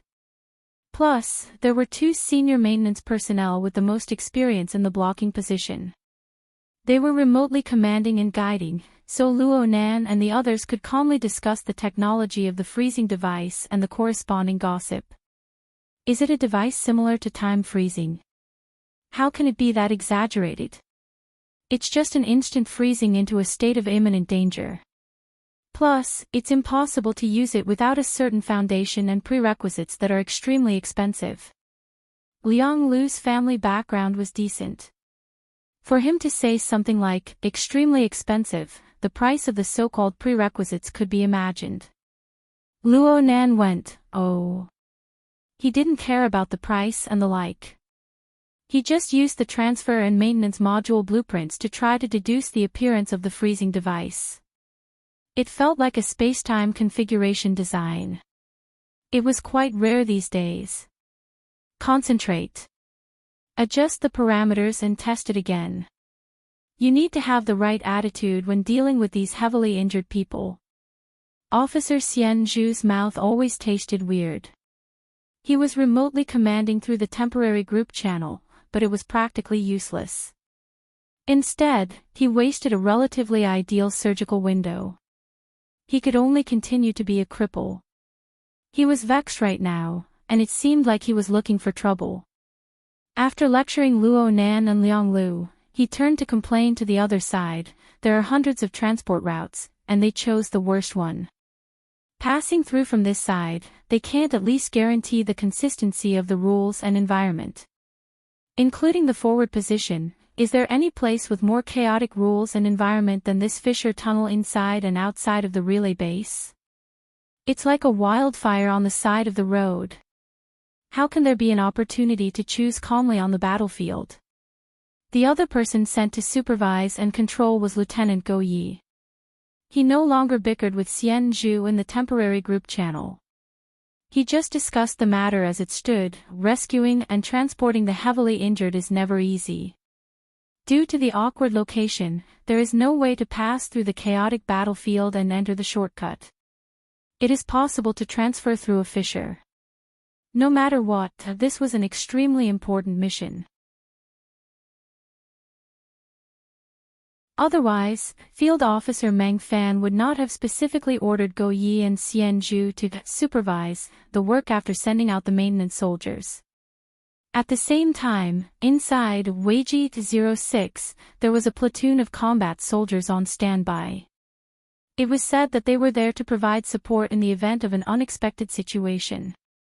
This stance, if I didn't know better, would have thought that it was, cough. Lieutenant Go Yi promptly interrupted Xian Zhu's unspoken words and forcefully shifted the focus back to the technical aspect. The replacement transport vehicle will enter the transfer channel in 20 seconds and dock with the temporary module for debugging. From the preset data, there shouldn't be any problems. Right now, the variable is the transport vehicle that drove out from the battlefield. Oh, the person in charge of the transport is someone I know. Who is it? Lieutenant Shang Min, her. She's reliable. This was the first time Luo Nan saw Xian Zhu express her trust in someone so resolutely and decisively. Go Ye's attitude was more or less the same. Lieutenant Shang's technical level is obviously trustworthy, but we need to communicate in time to determine the details of the rules and environment. Do you want to do it or do I? Xian Zhu responded snappily, you guys are all lieutenants. Why should I join in the fun? Go Yi laughed, if it weren't for the fact that your brain isn't working, it would be best to have you go over and coordinate. Xian Zhu said resentfully, should I go and let her step on me? It's necessary to provide support and coordinate from the front. An unfamiliar voice abruptly cut into the temporary group channel. Holy crap! Xian Zhu clearly jumped in fright. Right now, the identity of the speaker naturally appeared in the channel. He was labeled Yan Xian, and his rank was that of a lieutenant. He was also the person in charge of the internal standby combat squad of Weiji 06. For a lieutenant to be in charge of a 10-man combat squad meant that he had either committed a crime, or he had a high position but a low assignment. The squad under him was a first-class elite. Yan Xian's situation belonged to the latter. Go Yi was very polite to Yan Xian. Lieutenant Yan, you mean? Yan Xian was also very straightforward. Swap vehicles. They've already begun to station in, but the battlefield transport vehicle has yet to enter the tunnel. I've already contacted Shang Min. She admits that she's been affected by the battlefield, and that the vehicle is faulty. I suggest that our squad go forward to provide support. Lieutenant Go, you guys send a maintenance soldier to move with us. Enter the front lines of the battlefield. If necessary. Go Yi was silent for half a second before saying, okay. Luo Nan and Liang Lu, who didn't have the right to speak on the installation point, looked at each other. Luo Nan was fine, but Liang Lu's breathing was a bit rushed. The color of his emotions was probably a mixture of excitement and nervousness. Sending a maintenance soldier.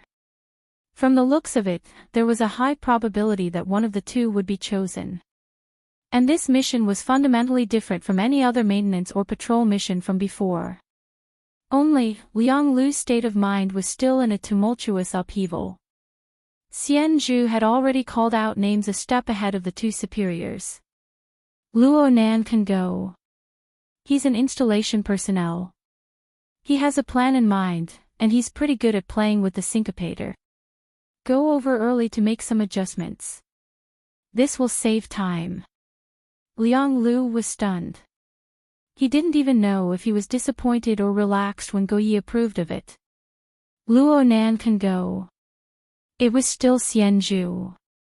He immediately said, Luo Nan can go, but he needs to swear a deadly oath first. Don't suddenly have a brain spasm and slice at the wildfire on the side of the road. Luo Nan could roughly understand that this was Xian Zhu's type of exhortation and warning, but he didn't know how to respond for a time. As the superior, Go Yi didn't pay attention to Xian Zhu's words.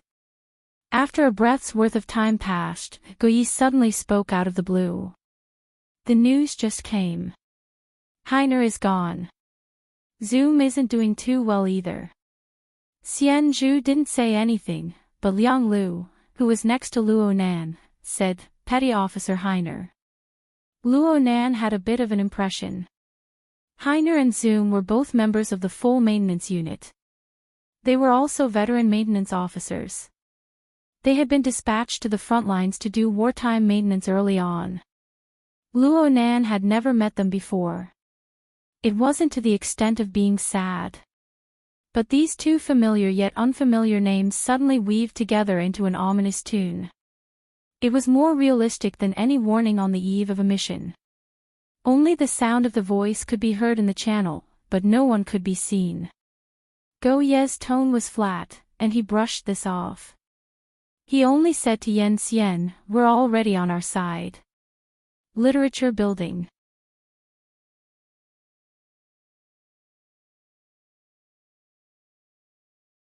Chapter 927.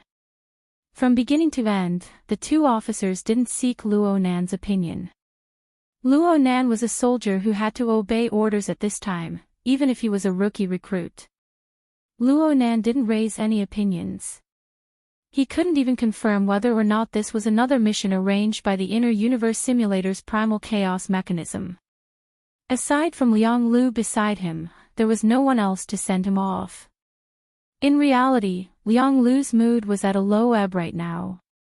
It was probably a psychological battle between being chosen and not chosen, between trust and danger. Luo Nan didn't investigate in detail. A new trial had arrived. He needed to adjust the state of his body and mind. Unfortunately, his state wasn't particularly good. You need to be cautious, and you need to be obedient. Liang Lu pulled himself together with great difficulty. He used the most precise words he could to impart his not-so-rich experience. Of course you need to be confident. The lieutenant and the sergeant both chose you. This proves that you're the most suitable. The syncopator must be used according to the drill manual. Luo Nan nodded silently. He flexed and extended his fingers, slowly adjusting his breathing. It was also at this stage that a message popped up in the virtual vision of his left eye. He was pulled into a group channel called Mobile Squad 9. That Lieutenant Yen Xian was also in it, and he immediately gave him instructions. In 3 seconds, we'll meet up with you at Weiji 06 launch exit number 2. From now until we depart, you have 6 seconds to adjust the group array to the standard sub-3 type. This will realize the docking of the squad. If you can't do it, speak up as soon as possible and switch people. Even for Luo Nan, Heaven Abyss's second unit had to be multiplied by 5 in order to conform to his perception of time. But when he heard the restriction of 3, 6, and the like, it made him feel pressure from the bottom of his heart. Luckily, Luo Nan was at launch exit number 2 right now. He didn't care about anything else. He closed his eyes and the auxiliary AI brought up the standard sub-3 type group array that Lieutenant Yen Xian spoke of. Actually, this was a secondary variant of the standard battle array. It existed as a special tactical branch in a large-scale war. This was also the special characteristic of the Heaven Abyss Empire's military. The Dynamo Core was the driving force, and the overall framework of the combat force was designed. This was the foundation of all tactics and strategies. All other combat equipment existed as extensions and mounting modules of this framework. Luo Nan was already in the most universal standard array, together with a large collective of over 70 people. The formation of the blocking position and some of the nodes of the spacetime barrier in the damaged GH-077 infrastructure module had achieved basic integration and interaction. It was as if rivers, sand, fish, and shrimp had converged into a large lake with a relatively complete ecology. What he needed to do now was to temporarily draw a tributary with a clear direction in the middle of the vague, big lake and make a detour outside. He closed his eyes and followed the description in the military drill manual. His body, spirit, chi, and the external, vertical collar, dynamo core fully interacted, entering a stable and relatively lively state. The group channel of Mobile Squad 9 opened up its exclusive array interface to Luonan. Luonan imagined himself to be a lump of plasticine that was stuffed into the opening of a door lock. He combined it with the configuration design of the standard Sub-3 to carry out the fine-tuning of the adaptability. A low cry rang out, accompanied by whistling air currents and Liang Lu's curses. Luonan opened his eyes and saw a light vehicle similar to a jeep sweep past his nose. It immediately came to a stop. Aside from the driver, there were 3 other people sitting on the vehicle. 2 on the left and 1 on the right. The empty seat was clearly for him. There was another vehicle of the same type a bit further behind. There were only 3 people including the driver. There were also 3 individual heavy armors that were over 5 meters tall. The entire group of 10 was already present. Luonan didn't know who Lieutenant Yen Xian was. Luonan didn't ask. He didn't say much either. He glanced at Liang Lu once more before stepping over to sit in that seat. Everyone in the vehicle was already fully armed right now. The exoskeleton metal visor covered their line of sight and expressions. They all looked ice cold. Whether it was here or in the group channel, they didn't have any intention of communicating. This really wasn't too friendly. Luonan had a direct feeling of being rejected. But he was more familiar with the plane of configuration. It was like the head of a hammer smashing down the last segment the moment he stepped onto the light vehicle. There was a slight clicking sound, and the vehicle had already completed its transformation into the standard Sub-3 type group formation. It connected with the few people on the vehicle and the soldiers behind them who were similarly maintaining silence. It was a seamless fit. Luonan didn't look at the time. In any case, he was certain that he hadn't run out of time. He just puffed out his chest and said, "Maintenance Soldier Luonan reporting for duty." Liang Lu clenched his fist to show his appreciation from below the vehicle. The person sitting across from Luonan finally spoke with a droning voice. "That's enough. Let's go." Clearly. He was Yen Xian, the commander of Luonan's current platoon. The vehicle and the heavy armor started up once more according to the order. They ascended to exit number 2 in succession and were launched out through a special opening and closing passageway. Luonan didn't have the time to buffer himself before he arrived in the true outside. He was driving through a long and narrow tunnel that was like a valley. The frontline battlefield was 300 meters away. Luonan didn't know whether or not he should be nervous right now. Lieutenant Yen Xian across from him spoke to him through the group channel without the slightest concealment. "You're a temporary member. We don't have any hopes, nor do we have the extravagant hope of having any tacit understanding. It's fine as long as we ensure that our respective missions are completed. What you need to do is to allow the transport vehicle to maintain the foundation of power to reach the blocking position. You also need to ensure that no accidents occur with the equipment during the entire transfer of the freezing device.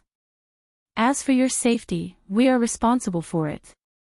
You are ranked 3rd behind the freezing target and Lieutenant Shang Min, who is responsible for maintaining the freezing device. You can maintain contact through the group channel and receive technical guidance from Lieutenant Go Yi and the others. However, you must unconditionally obey the command sequence and arrangements of this platoon when it comes to the specific execution of tactics." Luonan didn't have much to say. He just nodded in agreement. Truthfully speaking, it didn't matter who it was ever since he entered the game's setting. Whenever someone spoke to him for the first time, they would always talk about his identity as a recruit, even if they didn't have any evil intentions. Yan Xian's style of discussing matters as they were and doing things according to the official procedures really did give him a good impression. He swept his eyes over the group channel and saw the clear indication of the command sequence number. The general meaning of this was, Yan Xian had an assistant when he died. If the assistant died, there would be a third, fourth, fifth, and so on. Of course, there was an even stricter long-range command system above this. The current superior commander of this platoon was Lieutenant Colonel Meng Fan of the blocking position. But there would likely be new changes once they entered the frontline battlefield. Luo Nan's thoughts spun as the transport vehicle had already charged nearly 100 meters forward. Its speed was far too fast, so much so that the warning sound was a notch behind. Entering the abnormal rule area, Luo Nan discovered that the light that entered his eyes became exceptionally dazzling even through the metal visor. The light flickered indefinitely, causing him to feel a bit impatient. The literature building. You're tuning into the LoveLore Library YouTube channel. We're so grateful for your support, and don't forget to subscribe to join us on this incredible journey through captivating stories. Your generosity through donations truly makes a world of difference, as it's the primary source of revenue that allows me to expand and enhance this channel for you. Thank you from the bottom of my heart for being a part of this adventure.